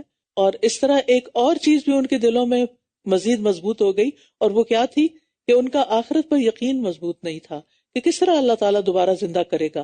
وہ شکوک و شبہات کا شکار ہو گئے تھے، تو اللہ تعالیٰ نے یہ چیز بھی ان پہ واضح کر دی کہ جس طرح اللہ تعالیٰ نے اس طریقے سے ایک مردہ انسان کو، مقتول انسان کو زندہ کر دکھایا، قیامت کے دن بھی اسی طرح اللہ تعالیٰ مرنے کے بعد تم سب کو دوبارہ زندہ کرے گا، پھر تمہارا حساب کتاب لے گا۔ پھر اس کے بعد تمہارے دل سخت ہو گئے، کیونکہ جو سیکھنا چاہیے تھا اس سے وہ نہیں سیکھا۔ اس میں بہت ڈرنے کی بات ہے۔ قرآن پڑھنے کے بعد جو سیکھنے کی بات ہوتی ہے، اگر انسان نہیں سیکھتا تو علم آنے کے بعد دل اور سخت ہو جاتا ہے، بے حس ہو جاتا ہے، پھر رونا بھی نہیں آتا، پھر اللہ کی طرف رجوع بھی نہیں ہوتا۔ تو دلوں کی سختی سے پناہ مانگنی چاہیے۔ پھر اس کے بعد تمہارے دل سخت ہو گئے، گویا وہ پتھروں کی طرح ہیں یا ان سے بھی زیادہ سخت، اور بے شک کچھ پتھر ایسے ہیں کہ ان سے نہریں پھوٹ نکلتی ہیں، اور ان میں سے کچھ ایسے ہیں جو پھٹ جاتے ہیں تو ان میں سے پانی نکل آتا ہے، اور بلا شبہ ان میں سے کچھ ایسے بھی ہیں جو اللہ کے خوف سے گر پڑتے ہیں، اور جو بھی عمل تم کرتے ہو اللہ اس سے ہرگز غافل نہیں ہے۔ افتطمعون ان یؤمنوا لکم وقد کان فریق منہم یسمعون کلام اللہ ثم یحرفونہ من بعد ما عقلوہ وہم یعلمون، کیا بھلا تم امید رکھتے ہو کہ یہ تمہاری بات مان لیں گے؟ حالانکہ یقیناً ان میں سے ایک گروہ کے لوگ اللہ کا کلام سنتے ہیں، پھر اس کو سمجھ لینے کے بعد یہ اس میں تحریف کر دیتے ہیں، تبدیلی کر دیتے ہیں، حالانکہ یہ جانتے ہیں۔ یعنی ان کے علماء کا حال کیا ہے کہ وہ اللہ کے کلام کو ہی بدل دیتے ہیں، اور جب یہ ان لوگوں سے ملتے ہیں جو ایمان لائے تو کہتے ہیں ہم بھی ایمان لے آئے ہیں، اور جب یہ ایک دوسرے کے ساتھ تنہائی میں ہوتے ہیں تو کہتے ہیں کیا تم ان مسلمانوں کو وہ باتیں بتا رہے ہو جو اللہ نے تم پر کھولی ہیں تاکہ وہ تم سے اس بارے میں تمہارے رب کے ہاں جھگڑا کریں؟ پھر کیا تم عقل سے کام نہیں لیتے؟ اولا یعلمون ان اللہ یعلم ما یسرون وما یعلنون، کیا یہ جانتے نہیں کہ بے شک اللہ جانتا ہے جو کچھ یہ چھپاتے ہیں اور جو یہ ظاہر کرتے ہیں؟ اللہ کو سب پتا ہوتا ہے جو ہمارے دلوں کا حال ہوتا ہے اور جو ہماری زبانوں پر ہوتا ہے، جو ہمارے ظاہری اعمال ہوتے ہیں اور جو ہمارے باطنی قلب کے اعمال ہوتے ہیں، وہ سب اس کے سامنے ہیں۔ وَمِنْهُمْ أُمِّيُّونَ لَا يَعْلَمُونَ الْكِتَابَ، اور ان میں سے کچھ ان پڑھ ایسے ہیں جو کتاب کا علم نہیں رکھتے۔ اللہ کے ہاں ان پڑھ کون ہے، لا علم کون ہے، جاہل کون ہے؟ جو کتاب کا علم نہیں رکھتا، اور کتاب سے مراد اللہ کی کتاب، دنیا والوں کی لکھی ہوئی کتابیں نہیں۔ اور ان میں سے کچھ ان پڑھ ایسے ہیں جو کتاب کا علم نہیں رکھتے، تو بحیثیت مسلمان ہم میں سے ہر ایک کو یہ علم ہونا چاہیے۔ کس چیز کا علم؟ قرآن کا علم، کتاب کا علم۔ اور ان میں سے کچھ ان پڑھ ایسے ہیں جو کتاب کا علم نہیں رکھتے سوائے جھوٹی آرزوؤں کے، اور یہ صرف گمان سے کام لیتے ہیں۔ یعنی ایک وہ عقیدہ ہے جو اللہ نے اتارا ہے کہ کن کن چیزوں پر ایمان لانا اور کن باتوں پر عمل کرنا ضروری ہے، اور اس کے پیرالل انہوں نے اپنا ایک الگ دین بنا رکھا ہے جو ان کی خواہشات پر مبنی ہے، جو ان کے اپنے خیالات پر مبنی ہے، جس کی کوئی حقیقت نہیں ہے۔ تو ہلاکت ہے ان لوگوں کے لیے جو اپنے ہاتھوں سے کتاب لکھتے ہیں پھر کہتے ہیں یہ اللہ کی طرف سے ہے۔ یہ ان کے علماء کا حال تھا، تاکہ اس کے بدلے معمولی قیمت حاصل کر لیں۔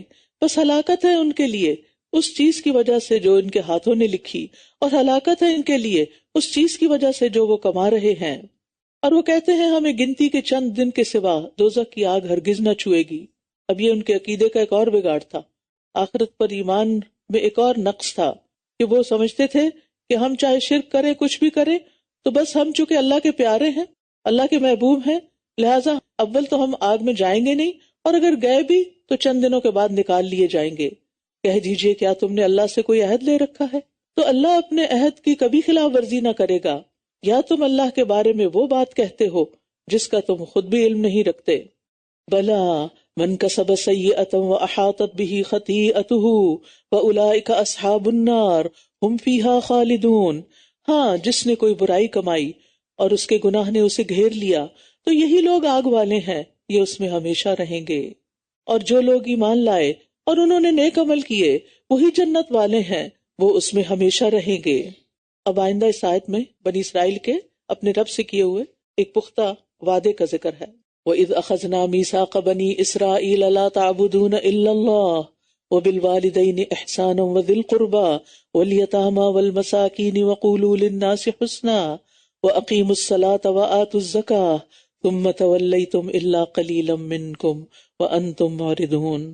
اور جب ہم نے بنی اسرائیل سے پختہ عہد لیا کہ تم اللہ کے سوا کسی کی عبادت نہ کرنا، اور ماں باپ، رشتہ داروں، یتیموں اور مسکینوں کے ساتھ حسن سلوک کرنا، اور لوگوں سے اچھی بات کہنا اور نماز قائم کرنا اور زکوٰۃ ادا کرنا، تو تھوڑے لوگوں کے سوا تم سب اس عہد سے پھر گئے اور تم ہو ہی اعراض کرنے والے، منہ موڑنے والے۔ آج ہمارا حال کیا ہے؟ کیا ہمیں ان باتوں کا حکم نہیں دیا گیا کہ صرف ایک اللہ کی عبادت کریں، والدین کے ساتھ حسن سلوک کریں، رشتہ داروں سے اچھا سلوک کریں، یتیموں کے سر پہ ہاتھ رکھیں، مسکینوں کے لیے دوڑ دھوپ کریں اور لوگوں سے بھلی بات کریں، کیونکہ الکلمۃ الطیبۃ صدقہ۔ لیکن آج ہمارے معاشرے میں کیا حال ہے؟ عقائد کا کیا حال ہے؟ عبادتوں کا کیا حال ہے؟ والدین کے ساتھ کیسا سلوک کیا جا رہا ہے؟ رشتہ داروں کے ساتھ کیسے تعلقات ہیں؟ یتیموں اور مسکینوں کا کتنا خیال ہے؟ اور بات کرتے ہوئے ہمارا انداز کیا ہوتا ہے؟ ہماری باتوں میں کتنی خوبصورتی ہے اور کتنے طنز اور کتنی چوٹیں اور کتنی تلخی؟ تو کیا واقعی ہم بھی اللہ کے احکامات پر عمل کر رہے ہیں؟ یہ تعلیمات، یہ احکامات صرف بنی اسرائیل کے لیے نہیں تھے، ان کی مثال دے کر ہمیں بھی سمجھایا جا رہا ہے یہ سب ہمارے کرنے کے کام ہیں۔ لہٰذا قرآن پڑھ کر اپنا جائزہ لیتے جائیں کہ ہم کہاں کہاں کوتاہی کر رہے ہیں، اور ہم جو ہمارے ویک ایریاز ہیں ان کو نوٹ بھی کریں تاکہ ان پر ہم اچھی طرح عمل کریں۔ فرمایا تھوڑے لوگوں کے سوا تم سب اس عہد سے پھر گئے اور تم ہو ہی اعراض کرنے والے، اور جب ہم نے تم سے پختہ عہد لیا تھا کہ تم اپنے لوگوں کا خون نہ بہانا اور نہ اپنے لوگوں کو اپنے گھروں سے نکالنا، تو تم سب نے اقرار کر لیا تھا اور تم اس بات کے گواہ ہو۔ یہاں ایک اور عہد کی بات ہو رہی ہے۔ پھر تم وہی لوگ ہو کہ اپنوں ہی کو قتل کرتے ہو اور اپنے ہی ایک گروہ کو ان کے گھروں سے نکال دیتے ہو۔ تم ان کے خلاف گناہ اور زیادتی کے ساتھ دوسروں کی مدد کرتے ہو، اور اگر وہ تمہارے پاس قیدی بن کر آئیں تو فدیہ دے کر انہیں چھڑا لیتے ہو، حالانکہ ان کا نکال دینا ہی تم پر حرام تھا۔ کیا تم اللہ کی کتاب کے کچھ حصے کو مانتے ہو اور کچھ کا انکار کرتے ہو؟ آج ہمارا حال کیا ہے؟ کیا ہم اللہ کی ساری کتاب پر عمل کرتے ہیں، یا جو ہمیں پسند آئے وہ لے لیتے ہیں اور جو مشکل لگے اس کو چھوڑ دیتے ہیں؟ تو سن لیجئے پھر ایسے لوگوں کی سزا کیا ہے۔ پھر جو تم میں سے ایسا کرے اس کی سزا اس کے سوا اور کیا ہو سکتی ہے کہ دنیا کی زندگی میں رسوائی ہو، اور قیامت کے دن ایسے لوگ شدید ترین عذاب کی طرف لوٹائے جائیں۔ اور جو عمل تم کرتے ہو اللہ اس سے ہرگز غافل نہیں ہے۔ یہی وہ لوگ ہیں جنہوں نے آخرت کے بدلے دنیا کی زندگی خرید لی۔ یعنی ایسا کیوں ہوتا ہے کہ انسان اللہ تعالیٰ کی کتاب کے واضح احکامات کو جھٹلا دیتا ہے؟ کب ہوتا ہے ایسے؟ جب دنیا کو آخرت پر ترجیح دیتا ہے، دنیا کے فائدوں کی خاطر آخرت کا نقصان کرتا ہے، بس نہ ان سے عذاب ہلکا کیا جائے گا اور نہ ہی یہ مدد کیے جائیں گے۔ اور بے شک ہم نے موسیٰ کو کتاب دی اور اس کے بعد پے در پے کئی رسول بھیجے، اور ہم نے عیسیٰ ابن مریم کو واضح نشانیاں دیں اور روح القدس جبریل علیہ السلام کے ذریعے اس کی تائید کی۔ تو کیا پھر ایسا نہ ہوا کہ جب کبھی تمہارے پاس کوئی رسول ایسی چیز لے کر آیا جسے تمہارے نفس پسند نہ کرتے تھے تو تم نے تکبر کیا، پھر ایک گروہ کو تم نے جھٹلا دیا اور ایک گروہ کو تم قتل کرتے رہے۔ اور انہوں نے کہا ہمارے دل غلاف میں ہیں، بلکہ ان کے کفر کی وجہ سے اللہ نے ان پر لعنت کی ہے، لہٰذا یہ بہت کم ایمان لاتے ہیں۔ دل غلاف میں ہے یعنی ہمارے دلوں پہ پردہ ہے۔ یہ پردہ کیوں پڑتا ہے؟ جب انسان اللہ کی بات نہیں ماننا چاہتا، جب دل سخت ہو جاتا ہے، جب اللہ کی رحمت سے دور ہو جاتا ہے، جب اس پر اللہ کی پٹکار پڑتی ہے، لہٰذا پھر انسان کو کم ہی عمل کرنا نصیب ہوتا ہے۔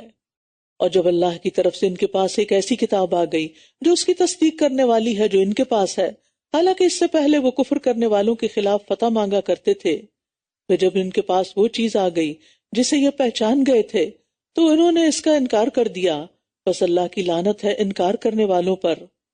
کتنی بری ہے وہ چیز جس کے بدلے انہوں نے اپنے آپ کو بیچ ڈالا کہ وہ اس کا انکار کرتے ہیں جو اللہ نے نازل کیا، محض ضد کی بنا پر کہ اللہ اپنے بندوں میں سے جس پر چاہتا ہے اپنا فضل نازل فرماتا ہے، تو وہ غضب پر غضب لے کر لوٹے، اور کافروں کے لیے رسوا کن عذاب ہے۔ اور جب ان سے کہا جاتا ہے کہ اس پر ایمان لاؤ جو اللہ نے نازل کیا ہے، تو یہ کہتے ہیں کہ ہم تو صرف اسی کو مانیں گے جو ہم پر نازل کیا گیا ہے۔ تو بات یہ نہیں ہوتی کہ ہم پر نازل ہوا یا کس پہ نازل ہوا، بات یہ ہے کہ کس نے نازل کیا، کس کا حکم ہے۔ اسی لیے آپ نے متقین کی صفات میں پڑھا الذین یؤمنون بما انزل الیک وما انزل من قبلک، کہ وہ جو اس پر ایمان لاتے ہیں جو آپ کی طرف نازل کیا گیا اور اس پر جو آپ سے پہلے نازل کیا گیا۔ تو بحیثیت مسلمان ہمارے اوپر لازم ہے کہ ہم پچھلی تمام کتابوں پر ایمان لائیں، اور بنی اسرائیل کے لیے لازم تھا کہ وہ محمد صلی اللہ علیہ وسلم پر ایمان لائیں اور قرآن مجید کو اللہ کی کتاب مانیں اور اس پر ایمان لائیں۔ لیکن انہوں نے صاف انکار کر دیا کہ ہم تو بس اسی کو مانیں گے جو ہم پر نازل کیا گیا، اور جو کچھ اس کے علاوہ ہے اس کا یہ انکار کرتے ہیں، حالانکہ وہ حق ہے اور اس کی تصدیق کرنے والا ہے جو ان کے پاس ہے۔ کہہ دیجئے اگر تم ایمان والے ہو تو اس سے پہلے اللہ کے نبیوں کو کیوں قتل کرتے رہے؟ تو اس سے کیا پتہ چلتا ہے کہ انسان کو حق کا متلاشی ہونا چاہیے، حق کی تلاش میں ہونا چاہیے۔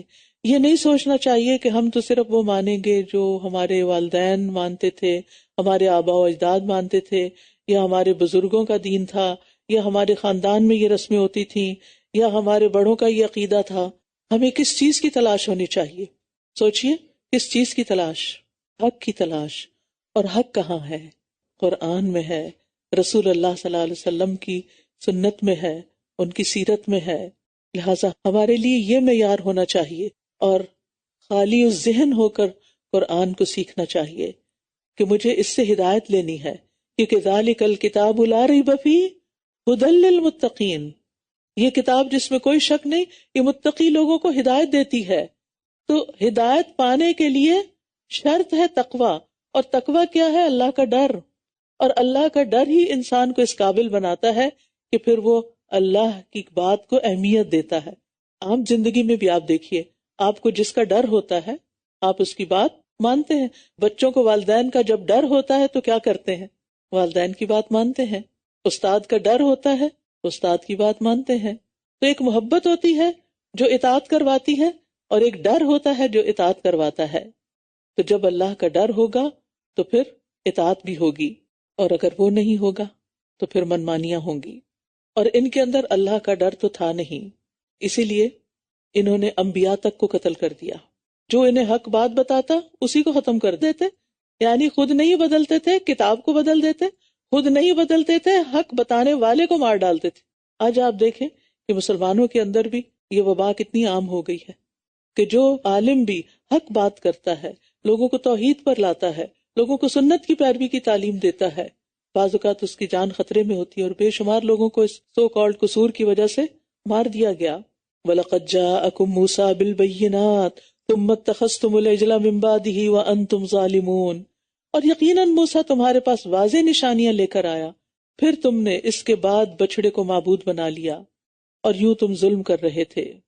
یعنی کھلے کھلے دلائل دیکھنے کے باوجود پھر تم نے وہ کیا جو نہیں کرنا چاہیے تھا۔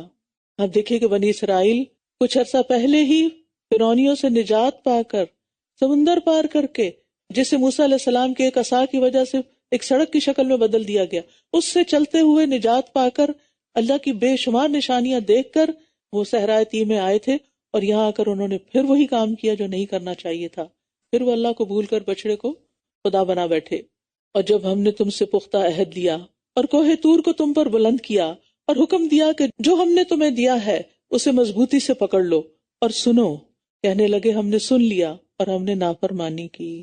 انا للہ و انا الیہ راجعون۔ ایسے بھی لوگ ہوتے ہیں جو سنتے ہیں اور دل میں کہتے ہیں یہ تو نہیں ماننا، یہ تو ہم نہیں کر سکتے، یہ نہیں ہوگا۔ بنی اسرائیل بھی ایسے ہی تھے، سمعنا و عصینا۔ اس کے برعکس صحابہ نے کیا کہا تھا؟ سمعنا و اطعنا، ہم نے سنا اور ہم نے اطاعت کی، اور ان کے کفر کی وجہ سے ان کے دلوں میں بچڑے کی محبت پلا دی گئی تھی، ان کے کفر کی وجہ سے۔ جب انسان اللہ کی نافرمانیاں کرتا ہے، اللہ تعالیٰ کے احکامات کو نہیں مانتا، تو پھر انسان کو اللہ تعالیٰ کسی ایسی آزمائش میں ڈالتا ہے، کسی ایسی چیز کی محبت میں مبتلا کر دیتا ہے کہ جو اسے ہر چیز بھلا دیتی ہے۔ اپنے ہاتھوں سے بنایا ہوا بچڑا، اس کی اتنی شدید محبت کہ اس کی عبادت کرنے لگ گئے، اس کو معبود سمجھ لیا۔ ان کی عقل کو کیا ہو گیا تھا؟ کہہ دیجئے کتنا برا ہے وہ جس کا حکم تمہارا ایمان تمہیں دیتا ہے اگر تم مومن ہو، یعنی اس کے ساتھ ساتھ تم اپنے آپ کو مومن بھی کہتے ہو۔ یہ کیسا ایمان ہے؟ تو اس سے یہ پتہ چلتا ہے کہ جب عمل میں خرابی آتی ہے تو وہ ایمان کے بھی منافی ہوتی ہے، یا تو ایمان ہوتا ہی نہیں یا ایمان کمزور ہوتا ہے۔ اس لیے عمل بہتر کرنے کے لیے ایمان کی تقویت کی ضرورت ہے، ایمان کو مضبوط کرنے کی ضرورت ہوتی ہے۔ قُلْ إِن كَانَتْ لَكُمُ الدَّارُ الْآخِرَةُ عِندَ اللَّهِ خَالِصَةً مِّن دُونِ النَّاسِ فَتَمَنَّوُا الْمَوْتَ إِن كُنتُمْ صَادِقِينَ۔ آپ کہہ دیجئے اگر اللہ کے ہاں آخرت کا گھر تمام لوگوں کو چھوڑ کر خاص تمہارے ہی لیے ہے تو موت کی تمنا کرو اگر تم سچے ہو. یہاں آپ دیکھیے ان کے عقیدے کی خرابی تھی نا، اسی وجہ سے وہ سمجھتے تھے ہم جو چاہیں کر لیں، ہم اللہ کے پیارے ہیں، جنت ہمارے لیے. کہا ٹھیک ہے، اگر جنت ہمارے تو دنیا میں رہ کے کیا کرنا، موت کی دعا کرو تاکہ جنت میں جلدی پہنچو.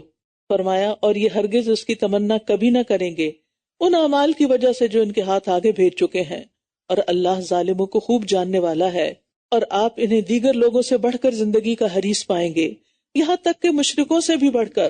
ان میں سے ہر ایک یہی چاہتا ہے کہ کاش وہ 1000 سال عمر دیا جائے، حالانکہ اتنی عمر کا دیا جانا بھی اسے عذاب سے بچانے والا نہیں، اور جو کچھ یہ کرتے ہیں اللہ اسے خوب دیکھنے والا ہے.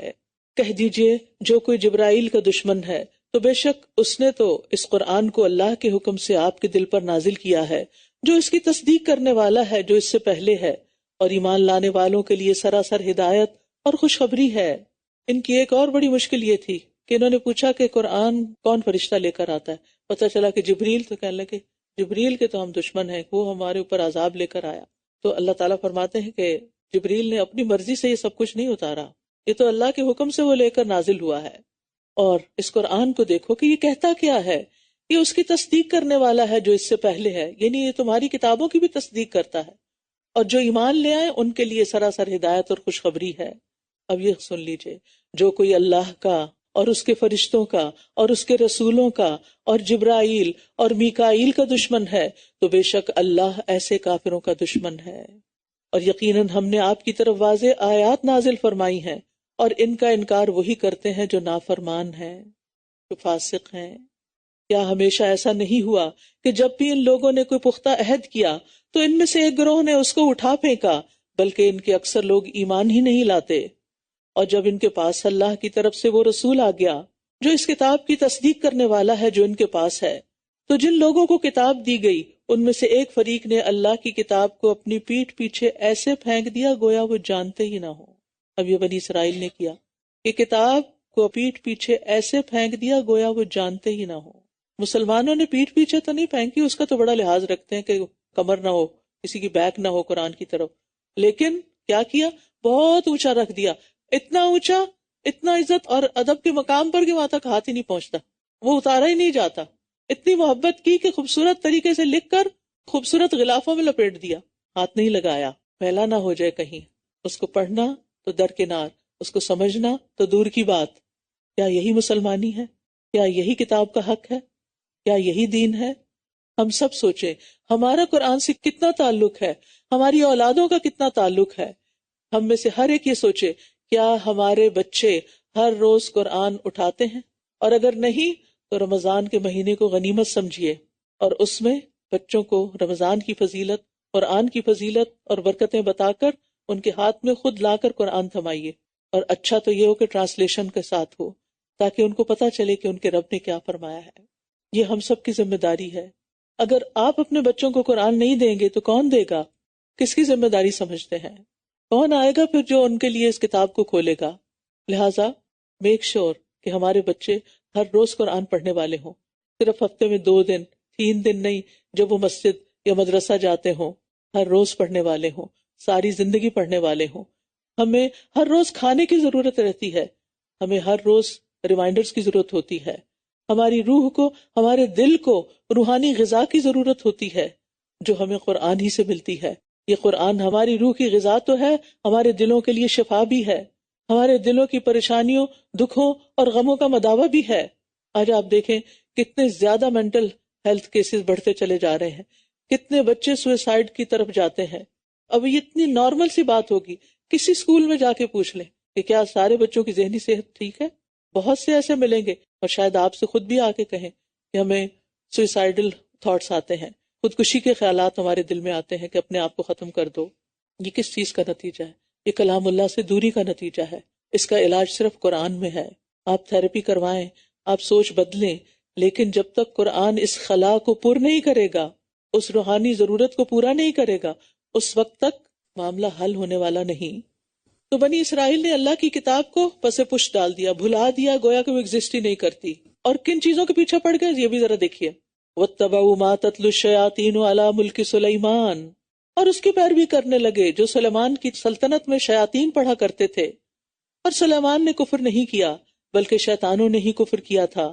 وہ لوگوں کو جادو سکھاتے تھے اور وہ اس کے پیچھے لگ گئے جو بابل میں 2 فرشتوں ہاروت اور ماروت پر اتارا گیا تھا، اور وہ دونوں کسی کو کچھ نہیں سکھاتے تھے جب تک یہ نہ کہہ دیتے کہ ہم تو صرف آزمائش ہیں، بس تم جادو سیکھ کر کفر نہ کرو۔ پھر بھی لوگ ان دونوں سے وہ چیز سیکھتے جس سے مرد اور اس کی بیوی میں جدائی ڈال دیں، شوہر بیوی کے تعلقات خراب کریں، اور وہ اللہ کے حکم کے سوا اس سے کسی کو کچھ بھی نقصان نہیں دے سکتے تھے، اور وہ ایسی چیز سیکھتے تھے جو ان کو نقصان پہنچاتی تھی اور فائدہ نہ دیتی تھی، حالانکہ وہ خوب جانتے تھے کہ جس نے اسے خریدا اس کا آخرت میں کچھ حصہ نہیں، اور یقیناً کتنی بری تھی وہ چیز جس کے بدلے میں انہوں نے اپنی جانوں کو بیچ ڈالا۔ کاش وہ جانتے ہوتے۔ تو بنی اسرائیل کا عام مرض کیا ہو گیا؟ کتاب اللہ کو جب چھوڑا تو پھر علاج کے لیے کس کے پیچھے لگ گئے؟ جادو ٹونے کے۔ آج آپ دیکھیں کہ ہم مسلمانوں نے کیا طریقہ اختیار کر لیا ہے۔ کسی بھی کام میں کوئی رکاوٹ آتی ہے، کوئی بھی زندگی میں مشکل آتی ہے، تو پہلا خیال کیا آتا ہے؟ کسی نے کچھ کر دیا ہے۔ ٹھیک ہے، جادو بہت عام ہو گیا ہے، لیکن ہر ایک نے کچھ کر نہیں دیا، تو اس لیے ہم سب کو بھی بہت احتیاط کی ضرورت ہے کہ ہم اپنے مسائل کا حل قرآن میں ڈھونڈیں، قرآن کی ہدایت کے ذریعے، نہ کہ صرف اس چیز کو سوچتے رہیں کہ ہم پہ جادو ہو گیا ہے، اور اگر واقعی ہو بھی گیا ہے تو اس کے علاج کے لیے صحیح طریقہ اختیار کریں۔ اس کے لیے الہدا نے ایک کتاب بھی چھاپی ہے، جادو حقیقت اور علاج۔ یہ آپ کو پڑھنی چاہیے، بک سٹور سے اویلیبل ہے، تاکہ ہم صحیح علاج کریں، صحیح رستے پر جائیں، کیونکہ جادو کے توڑ کے لیے بعض طریقے ایسے ہیں جو انسان کو کفر اور شرک تک پہنچا دیتے ہیں۔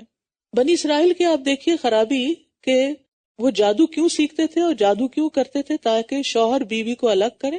مثلاً کسی عورت پر دل آ گیا، اب اس سے شادی نہیں کر سکتے کیونکہ آلریڈی شادی شدہ ہے، لہٰذا اب کیا کرو، اس کو کسی طرح اپنے میاں سے نفرت دلاؤ اور طلاق دلواؤ اور پھر اس کو اپنا لو۔ تو اس طرح کی بہت ساری خرابیاں اس معاشرے میں تھی۔ آج بھی آپ دیکھیں کہ بہت دفعہ ایسی خرابیاں سننے کو ملتی ہیں، لیکن جادو کے ذریعے کوئی بھی کام نکلوانا، چاہے وہ جائز کام ہی کیوں نہ ہو، بعض لوگ جادو کا توڑ جادو سے کرواتے ہیں، وہ بھی طریقہ غلط ہے۔ کلام اللہ جو ہے وہ ہر چیز کی شفا ہے۔ کیا اللہ کے کلام سے بڑھ کر کوئی اور طاقتور کلام ہے؟ ہرگز نہیں۔ تو جادو میں تو آپ دیکھیں کہ جو جادوگر ہوتے ہیں عام طور پر شیاطین اور جنات وغیرہ کو پکارتے ہیں، اس میں پھر شرک بھی ہوتا ہے۔ وَلَوْ أَنَّهُمْ آمَنُوا وَاتَّقَوْا لَمَثُوبَةٌ مِّنْ عِندِ اللَّهِ خَيْرٌ لَوْ كَانُوا يَعْلَمُونَ۔ اور اگر وہ واقعی ایمان لے آتے اور تقوی اختیار کرتے تو ضرور اللہ کے ہاں اچھا ثواب پاتے، کاش وہ جانتے ہوتے۔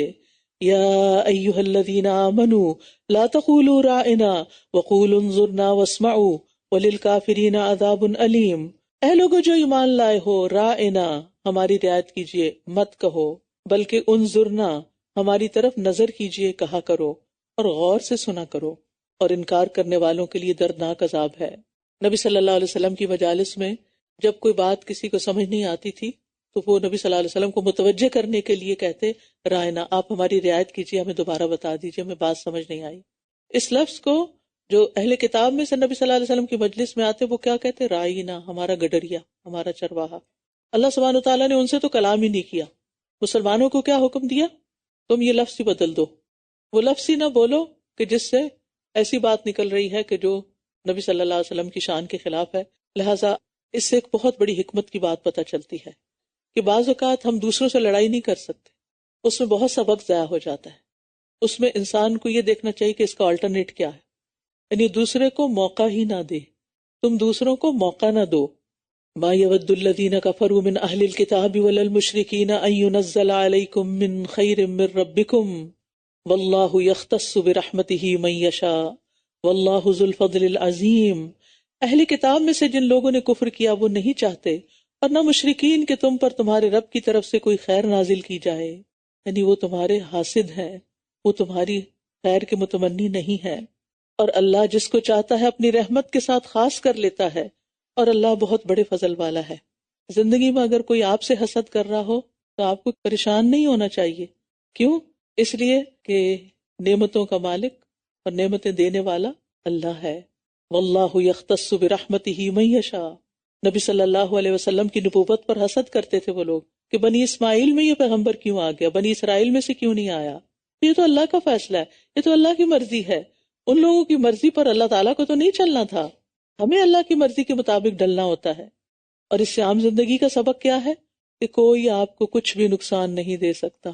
ساری دنیا کے لوگ بھی جمع ہو جائیں تو آپ کا کچھ نہیں بگاڑ سکتے. اس لیے ایسی پریشانیوں سے باہر نکل آئیں کہ فلاں حاسد ہے، فلاں نظر لگا دیتا ہے، فلاں میرے پیچھے پڑا ہوا ہے. اپنا یقین مضبوط کریں کہ میرا اللہ پہ بھروسہ ہے، اللہ پہ توکل ہے.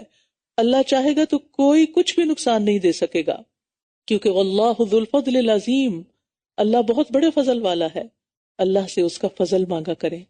اللہم انی اسألک من فضلک ورحمتک فإنہ لا یملکھا الا انت.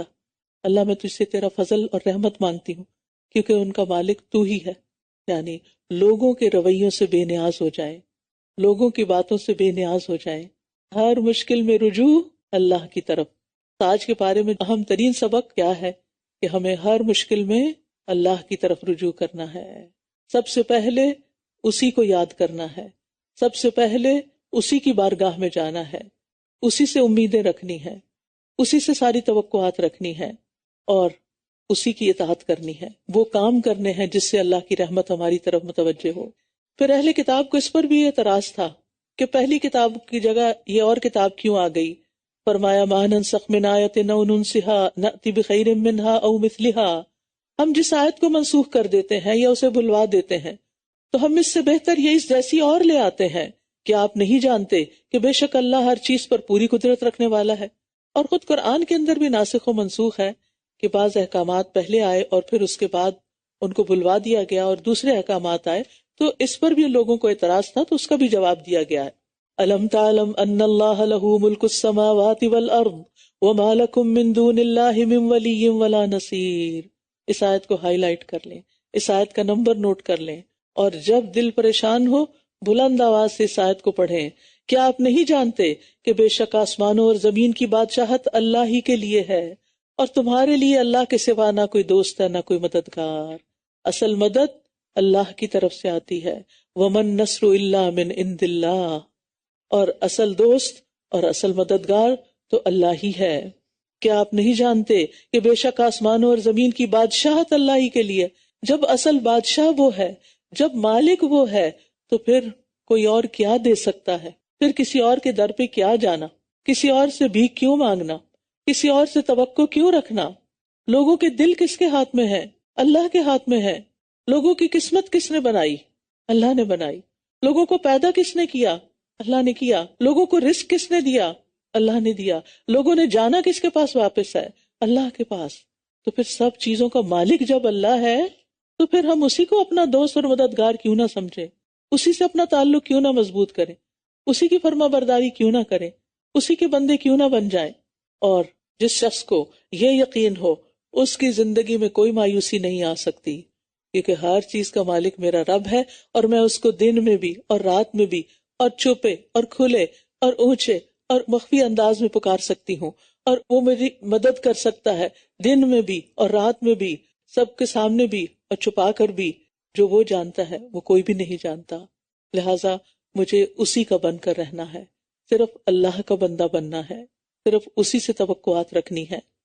ام تريدون ان تسألوا رسولكم كما سئل موسى من قبل ومن يتبدل الكفر بالایمان فقد ضل سواء السبیل. اے اہل ایمان، کیا تم بھی یہ چاہتے ہو کہ اپنے رسول سے اسی طرح کے سوال کرو جیسے سوال اس سے پہلے موسیٰ سے کیے گئے تھے؟ اور جو ایمان کو کفر سے بدل ڈالے تو یقیناً وہ سیدھے رستے سے بھٹک گیا.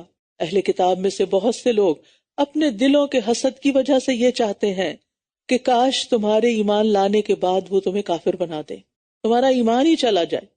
اس کے بعد کہ ان پر حق ظاہر ہو چکا ہے تب کیا کرو؟ کیا تم ان سے لڑائی کرو؟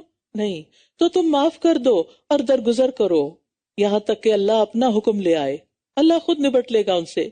بے شک اللہ ہر چیز پر پوری قدرت رکھنے والا ہے. کتنا خوبصورت سبق ہے. حاسد کو کیسا جواب دینا چاہیے، حاسد کے ساتھ کیسا رویہ اختیار کرنا چاہیے. لیٹ اٹ گو، جانے دو، معاف کرو اور آگے بڑھو. زندگی میں آپ کا آگے بڑھنا نہ رکے.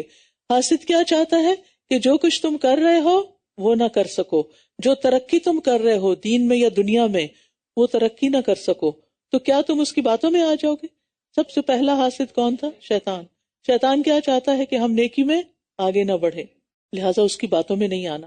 اسی طرح شیطان کے جو چیلے ہیں وہ بھی کبھی آپ کو ترقی کرتے نہیں دیکھ سکتے، لہٰذا آپ ان باتوں کو اپنے دل پہ نہ لائیں، ان باتوں کو بس نکال دیں۔ اور یہ کب ہوگا؟ جب آپ کا اللہ پر پورا بھروسہ اور یقین ہوگا۔ وَأَقِيمُوا الصَّلَاةَ، اللہ کی مدد لینے کے لیے کیا کرنا ہے؟ نماز قائم کرنی ہے، اور نماز قائم کرو اور زکوٰۃ ادا کرو، اور جو نیکی بھی تم اپنے لیے آگے بھیجو گے اس کو اللہ کے ہاں پالو گے، بے شک جو عمل بھی تم کرتے ہو اللہ اسے خوب دیکھنے والا ہے۔ اور یہ کہتے ہیں جنت میں ہرگز کوئی داخل نہ ہوگا مگر وہ جو یہودی ہو یا عیسائی، یہ ان کی آرزویں ہیں۔ کہہ دیجئے لاؤ اپنی دلیل اگر تم سچے ہو۔ بلا من اسلم وجہہ للہ وہو محسن فلہ اجرہ عند ربہ ولا خوف علیہم ولا ہم یحزنون۔ ہاں، جس نے اپنا چہرہ اللہ کے لیے جھکا دیا، ہر کام اللہ کے لیے کرنے والا ہے، اور وہ نیک عمل کرنے والا بھی ہو، کام درست بھی ہو، یعنی نیت بھی اچھی ہے، طریقہ بھی سنت کے مطابق ہے، تو اس کا اجر اس کے رب کے پاس ہے۔ ایسے لوگوں کو نہ کوئی خوف ہوگا اور نہ وہ غمگین ہوں گے۔ تو جو بھی کوئی کام کرنا ہو اس میں دو چیزوں کو مد نظر رکھیں۔ اپنا چہرہ اللہ کے لیے جھکا دے، کیا مطلب کہ اللہ میں یہ کام صرف اور صرف آپ کے لیے کر رہی ہوں، میرا یہ عمل آپ کے لیے۔ آج آپ نے دعا بھی سیکھی ہے نا، اللہم اجعل عملی کلہ صالحا واجعلہ لوجہک خالصا ولا تجعل لأحد فیہ شیئا، کہ اللہ میرے سارے عمل نیک ہوں اور آپ کے چہرے کی خاطر، یعنی اس کے بدلے مجھے آپ کے چہرے کا دیدار ملے، اور کسی اور کے لیے اس میں کوئی حصہ نہ رکھ، سارے کا سارا تیرے لیے، میرا سب کچھ تیرے لیے۔ قل ان صلاتی ونسکی ومحیای ومماتی للہ رب العالمین، میری نماز، میری قربانی، میری زندگی، میری موت، سب کچھ اللہ رب العالمین کے لیے۔ اگر اللہ سے اجر چاہیے تو پھر سب کچھ اللہ ہی کے لیے کرنا ہوگا۔ اور جن لوگوں کی زندگی ایسی ہوتی ہے پھر ان کی زندگیوں سے خوف اور غم نکل جاتا ہے، کیونکہ ان کو پتہ ہے کہ ان کے پیچھے ایک بہت بڑا سہارا ہے۔ اور یہودی کہتے ہیں کہ عیسائی کسی چیز پر نہیں، اور عیسائی کہتے ہیں کہ یہودی کسی چیز پر نہیں، حالانکہ یہ سب کتاب الہی پڑھتے ہیں۔ انہی کی طرح کی بات ان لوگوں نے بھی کہی جو کچھ بھی علم نہیں رکھتے۔ بس قیامت کے دن اللہ ان کے درمیان اس معاملے میں فیصلہ کر دے گا جس میں وہ اختلاف کیا کرتے تھے، اور اس سے بڑا ظالم اور کون ہوگا جو اللہ کی مسجدوں میں اس کا نام ذکر کیے جانے سے روکے اور ان کی ویرانی کے لیے کوشاں ہو۔ ان لوگوں کو زیب نہیں دیتا کہ وہ ان میں داخل ہوں مگر ڈرتے ہوئے۔ مسجد میں کیسے داخل ہونا چاہیے؟ اللہ کے ڈر کے ساتھ، ادب کے ساتھ، احترام کے ساتھ، اور جو ایسا نہ کرے ان کے لیے دنیا میں بھی رسوائی ہے اور آخرت میں بھی ان کے لیے بہت بڑا عذاب ہے۔ وَلِلَّهِ الْمَشْرِقُ وَالْمَغْرِبُ فَأَيْنَمَا تُوَلُّوا فَثَمَّ وَجْهُ اللَّهِ إِنَّ اللَّهَ وَاسِعٌ عَلِيمٌ۔ اور مشرق و مغرب تو اللہ ہی کے ہیں، لہٰذا جس طرف بھی تم رخ کرو گے بس وہی اللہ کا چہرہ ہے، بے شک اللہ وسعت والا بہت علم والا ہے۔ اور یہ لوگ کہتے ہیں کہ اللہ نے بیٹا بنا رکھا ہے، پاک ہے وہ، بلکہ اسی کے لیے ہے جو کچھ آسمانوں اور زمین میں ہے، سب اسی کے فرما بردار ہے۔ جو آسمانوں اور زمین کا مالک ہے اس کو بیٹے کی ضرورت نہیں ہے۔ بدیع السماوات والارض وَإِذَا قَضَى أَمْرًا فَإِنَّمَا يَقُولُ لَهُ كُن فَيَكُونُ، آسمانوں اور زمین کا نئے سرے سے پیدا کرنے والا ہے، اور جب وہ کسی کام کا فیصلہ کرتا ہے تو اس کے لیے بس یہی کہتا ہے کہ ہو جا، تو وہ ہو جاتا ہے۔ یہ ہے کن فیکون۔ اللہ تعالیٰ سے جب دعا کیا کرے نا، کہا کرے یا اللہ آپ کے لیے تو بس کن فیکون ہے، آپ کے لیے تو کوئی مشکل نہیں، آپ میرے حق میں بھی کن کہہ دیں، میری یہ مشکل آسان کر دیں، میرا یہ کام آسان کر دیں، تو اللہ تعالیٰ کے لیے کچھ مشکل نہیں۔ اللہ سبحانہ تعالیٰ سے نا لاڈ کیا کریں، پیار سے مختلف طرح کی آیات اور اس کے اچھے اچھے ناموں کا واسطہ دے کر اس سے بات کیا کریں، اللہ سے دل کی باتیں کیا کریں، اللہ سے اپنے غم اور دکھ کا اظہار کیا کریں۔ انما اشکو بثی وحزنی الی اللہ، کیونکہ وہ سنتا ہے۔ بندوں کے سامنے جب ہم لمبی کہانی ڈالتے ہیں نا تو وہ سنتے بھی نہیں، وہ کان بند کر لیتے ہیں اور ان کا دل اچاٹ ہو رہا ہوتا ہے، لیکن اللہ سبحانہ وتعالیٰ وہ تو ہماری آہیں بھی سنتا ہے، ہماری سسکیاں بھی سنتا ہے، ہمارے دل کے اندر اٹھنے والے خیالات تک کو جانتا ہے، لہٰذا اپنا رخ اللہ کی طرف کر لیں۔ اور جو لوگ علم نہیں رکھتے وہ کہتے ہیں کہ اللہ ہم سے کلام کیوں نہیں کرتا۔ سبحان اللہ، آپ اپنے آپ کو کیا سمجھتے ہیں؟ یا ہمارے پاس کوئی نشانی ہی آ جاتی اسی طرح ان لوگوں نے جو ان سے پہلے تھے ایسی ہی بات کہی. ان سب کے دل آپس میں ملتے جلتے ہیں. بے شک ہم نے ان لوگوں کے لیے جو یقین رکھتے ہیں نشانیاں کھول کر بیان کر دی ہیں. انا ارسلناک بالحق بشیرا ونذیرا ولا تسأل عن اصحاب الجحیم. یقیناً ہم نے آپ کو حق کے ساتھ خوشخبری دینے والا اور ڈرانے والا بنا کر بھیجا ہے، اور آپ سے دوزخ والوں کے بارے میں نہ پوچھا جائے گا. یہاں ایک اہم بات کر دی گئی ہے جو قرآن مجید میں بارہا دہرائی جاتی کہ نبی صلی اللہ علیہ وسلم نے خوشخبری بھی دی اور لوگوں کو ڈرایا بھی. یہی اعتدال کی راہ ہے. تربیت کا یہی اچھا طریقہ ہوتا ہے کہ محبت سے بات بھی کی جائے، اور اگر کوئی کام نہ کرے تو اس کے ساتھ فرم بھی ہوا جائے، اس کو خبردار بھی کیا جائے کہ اس کے اچھے کانسیکوینسز نہیں ہوں گے. جب ہم صرف کہتے ہیں نا اللہ ہے بس پیار ہی پیار، تو یہ ایک غلط عقیدہ ہے. اللہ تعالیٰ پیار تو کرتا ہے، اس کی رحمت ہر چیز پر چھائی ہوئی ہے، لیکن وہ ناراض بھی ہوتا ہے، غضبناک بھی ہوتا ہے، وہ سزا بھی دیتا ہے. اس نے صرف جنت نہیں بنائی، اس نے جہنم بھی بنائی ہے. لہٰذا خوشخبری ہے کن کے لیے؟ جو اچھے کام کریں، اور ڈراوا ہے کن کے لیے؟ جو اس کی نافرمانیاں کریں. وَلَن تَرْضَىٰ عَنْكَ الْيَهُودُ وَلَا النَّصَارَىٰ حَتَّىٰ تَتَّبِعَ مِلَّتَهُمْ. اور یہود و نصارہ آپ سے ہرگز راضی نہ ہوں گے جب تک آپ ان کی ملت کی پیروی نہ کریں. کہہ دیجئے کہ بے شک اللہ کی ہدایت ہی اصل ہدایت ہے. قُلْ إِنَّ هُدَى اللَّهِ هُوَ الْهُدَىٰ. اور اگر علم آ جانے کے بعد آپ نے ان کی خواہشات کی پیروی کی تو آپ کے لیے اللہ سے بچانے والا نہ کوئی دوست ہوگا، نہ کوئی مددگار. بڑی ہی اہم بات یہاں کی گئی ہے کہ ہدایت اللہ کی طرف سے آتی ہے، کسی فرقہ واریت میں ہدایت نہیں ہوتی. ہدایت قرآن و سنت سے ملتی ہے جو اللہ کی طرف سے خالص علم کے چشمے ہیں، جو ہمارے لیے وافر مقدار میں موجود ہیں، جو ہماری تمام ضروریات پوری کرتے ہیں. وَلَئِنِ اتَّبَعْتَ أَهْوَاءَهُمْ. اور اگر کوئی شخص قرآن و سنت کو چھوڑ کر خواہشات کی پیروی کرتا ہے تو پھر اس کے بھٹک جانے، گمراہ ہونے میں کوئی شک نہیں. اللہ سبحانہ تعالیٰ نے کتاب کو بھی محفوظ رکھا، قرآن کی حفاظت کا ذمہ خود لیا، لہٰذا یہ کتاب ہمارے لیے ہدایت کی کتاب کے طور پر موجود ہے، اور نبی صلی اللہ علیہ وسلم کی سنت کو بھی محفوظ کیا. اس لیے ان دونوں کو چھوڑ کر کسی اور چیز کی طرف جانے کی ضرورت نہیں، اور اگر گئے تو پھر کوئی اور کہیں سے مدد نہ ملے گی. الذین آتیناہم الکتاب یتلونہ حق تلاوتہ اولئک یؤمنون بہ ومن یکفر بہ فاولئک ھم الخاسرون. جن لوگوں کو ہم نے کتاب دی ہے وہ اس کی ویسی ہی تلاوت کرتے ہیں جیسا کہ اس کی تلاوت کرنے کا حق ہے، یہی لوگ اس پر ایمان رکھتے ہیں، اور جو اس کا انکار کریں تو دراصل یہی لوگ خسارہ پانے والے ہیں. کتاب پر ایمان لانے کا تقاضا کیا ہے؟ کہ اس کی تلاوت کا حق ادا کیا جائے. اور تلاوت کا حق کیسے ادا ہوتا ہے؟ سب سے پہلے تو اس پر ایمان لا کر، پھر اس کے الفاظ کو درست پڑھ کر، پھر اس کے معنی کو جان کر، پھر اس میں مزید غور و فکر اور تدبر کر کے، پھر اس پر عمل کر کے، اور پھر اس کو پڑھ کے سنا کر دوسروں کو سکھا کر، تو اس کتاب کا حق کے تلاوت ادا کرنا ہے. اور جو اس کتاب کا انکار کر دے تو وہ دراصل نقصان اٹھانے والا ہے. پھر فرمایا یا بنی اسرائیل اذکروا نعمتی التی انعمت علیکم وانی فضلتکم علی العالمین. اے بنی اسرائیل، میری اس نعمت کو یاد کرو جو میں نے تم پر انعام کی تھی. ان میں انبیاء بھیجے، ان میں بادشاہ بھیجے، انہیں دین اور دنیا کی نعمتیں عطا کی. یوسف علیہ السلام ان میں پہلے نبی تھے، یعنی یعقوب علیہ السلام بھی نبی تھے، ان کے والد، اور اس سے پہلے اسحاق علیہ السلام بھی. لیکن یوسف علیہ السلام تھے جن کو اللہ تعالیٰ نے بادشاہت بھی دی تھی اور نبوت بھی عطا کی تھی. اور سب سے آخر میں عیسیٰ علیہ السلام ان کی طرف بھیجے گئے تھے. بے شمار انبیاء ان کے پاس آئے، رسول آئے، اور انہوں نے اللہ کا پیغام ان کو پہنچایا. یہ اللہ کی بہت بڑی نعمت ہے. اور پھر ان کو اللہ تعالیٰ نے دنیاوی نعمتیں بھی بہت دی.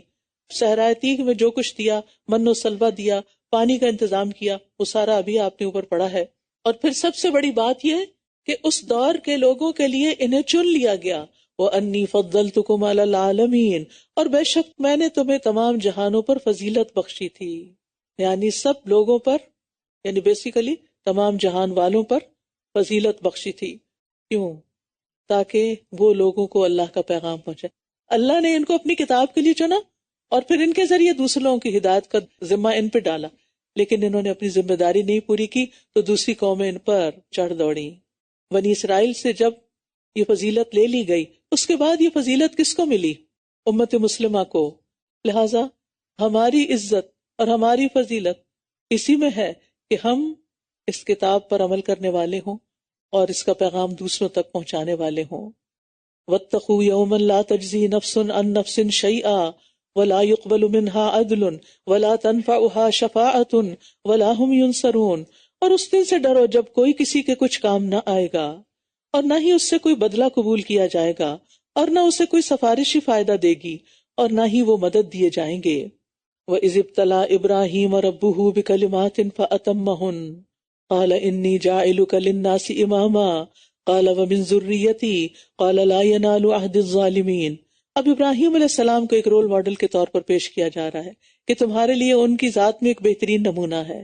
کیسے تھے ابراہیم علیہ السلام؟ کیا کیا تھا انہوں نے؟ اور جب ابراہیم علیہ السلام کو اس کے رب نے چند باتوں سے آزمایا تو اس نے ان کو پورا کر دکھایا.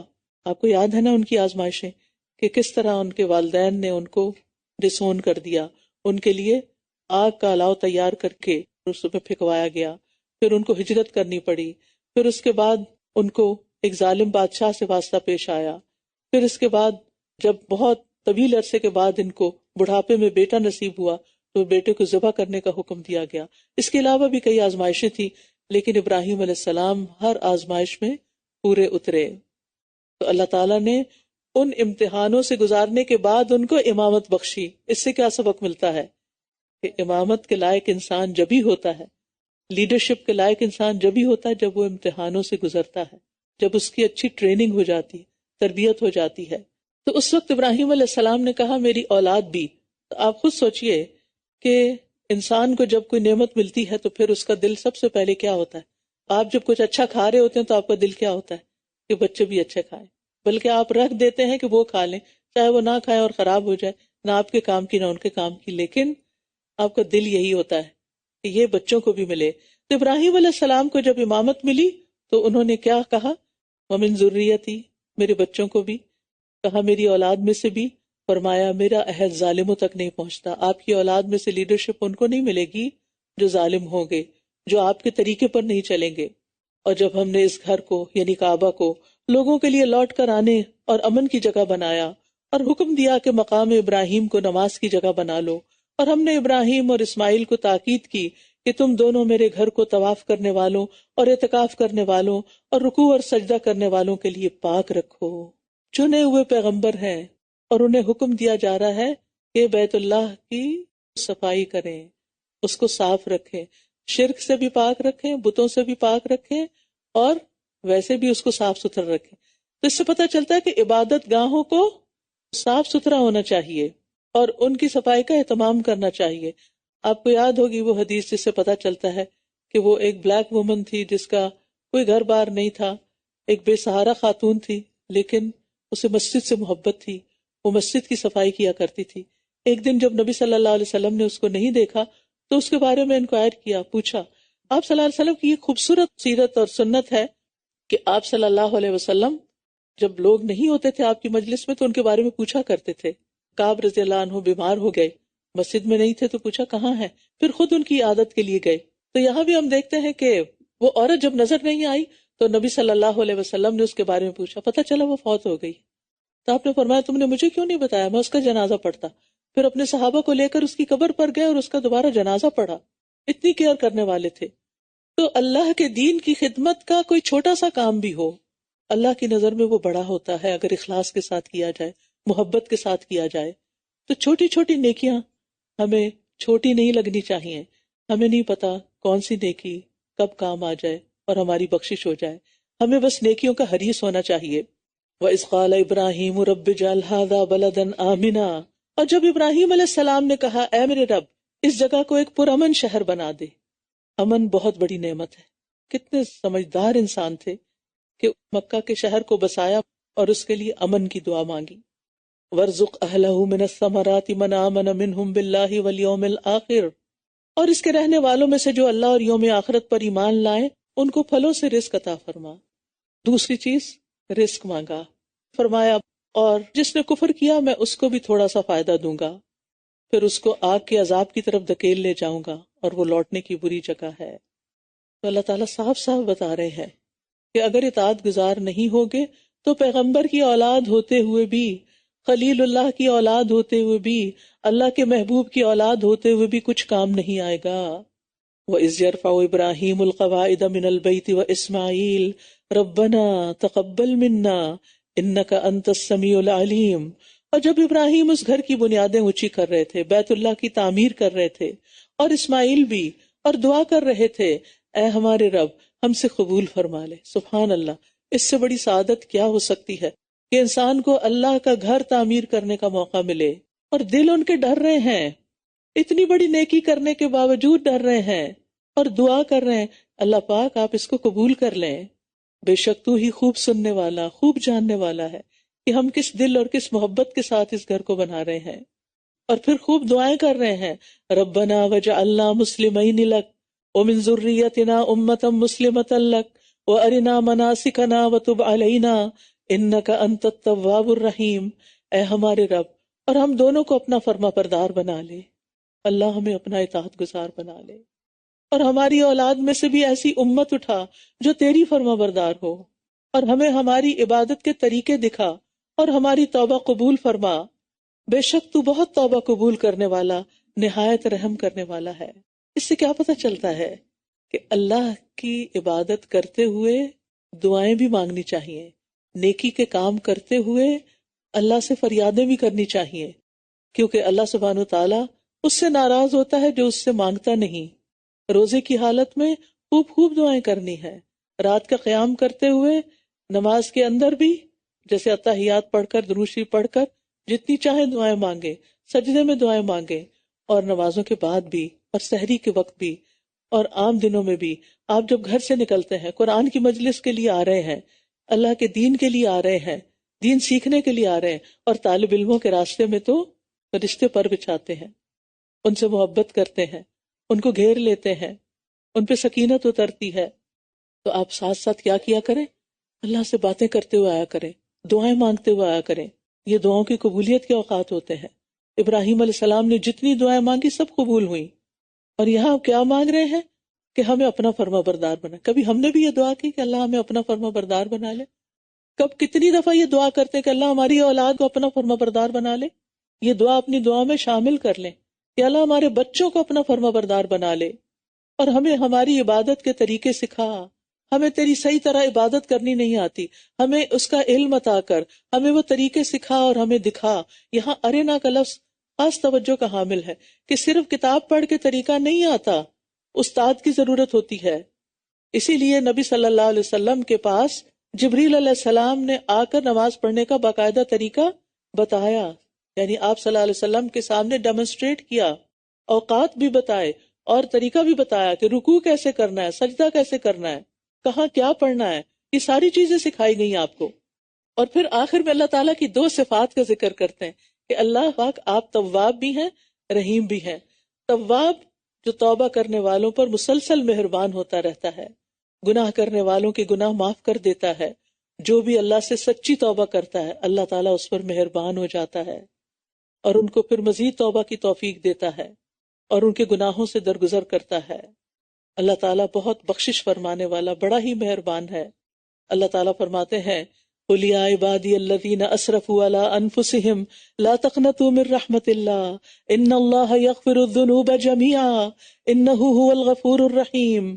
کہہ دیجئے اے میرے بندو جنہوں نے اپنی جانوں پر زیادتی کی، اللہ کی رحمت سے نا امید نہ ہونا، بے شک اللہ سب کے سب گناہ بخش دیتا ہے، بے شک وہی تو بے حد بخشنے والا، نہایت رحم فرمانے والا ہے۔ اس لیے ہم میں سے کوئی بھی مایوس نہ ہو، جتنے بھی بڑے گناہ ہوں، جتنے بھی زیادہ ہوں، سب معاف ہو جائیں گے، بس ضرورت اس بات کی کہ اس کی طرف لوٹ آئیں اور پھر گناہوں کی طرف نہ لوٹیں۔ اللہ تعالیٰ دن اور رات توبہ قبول کرنے والا ہے۔ اللہ تعالیٰ رات کے وقت اپنا ہاتھ پھیلاتا ہے تاکہ دن کا گناہ گار توبہ کر لے، اور دن کو اپنا ہاتھ پھیلاتا ہے تاکہ رات کا گناہ گار توبہ کر لے، یہاں تک کہ سورج اپنے مغرب سے طلوع ہو۔ پھر مزید دعائیں مانگتے ہیں ابراہیم علیہ السلام، ربنا وابعث فیہم رسولا منہم یتلو علیہم آیاتک ویعلمہم الکتاب والحکمہ ویزکیہم انک انت العزیز الحکیم۔ اے ہمارے رب، اور ان میں ایک رسول بھیج جو انہی میں سے ہو، جو ان پر تیری آیات کی تلاوت کرے، انہیں کتاب و حکمت کی تعلیم دے، ان کا تزکیہ کرے، بے شک تو ہی غالب خوب حکمت والا ہے۔ اور ابراہیم علیہ السلام کی یہ دعا بھی بعین ہی قبول ہو گئی۔ اللہ تعالیٰ نے رسول اللہ صلی اللہ علیہ وسلم کو مبعوث کیا بحیثیت رسول کے، جنہوں نے آ کر لوگوں پر آیات کی تلاوت کی، انہیں کتاب کی تعلیم دی، حکمت کی تعلیم دی، ان کا تزکیہ کیا۔ آج یہ 4 کام ہمیں بھی کرنے ہیں، اپنے ساتھ بھی اور دوسروں کے ساتھ بھی۔ یہ تھا ابراہیم علیہ السلام کا طریقہ کہ وہ آزمائشوں پر صابر تھے، عبادت گزار تھے، اور اللہ کے گھر کی تعمیر کرنے اور بڑے بڑے نیکی کے کام کرنے کے باوجود اللہ سے ڈرتے تھے اور خوب خوب اللہ سے دعائیں مانگتے تھے۔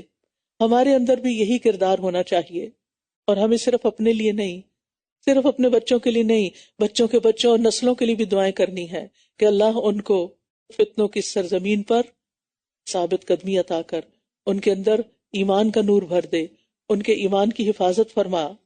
وَمَن يَرْغَبُ عَن مِّلَّةِ إِبْرَاهِيمَ إِلَّا مَن سَفِهَ نَفْسَهُ، یہ ہے نا ابراہیم علیہ السلام کا طریقہ، اور اس طریقے سے جو منہ پھیرے اس کا کیا حال ہے۔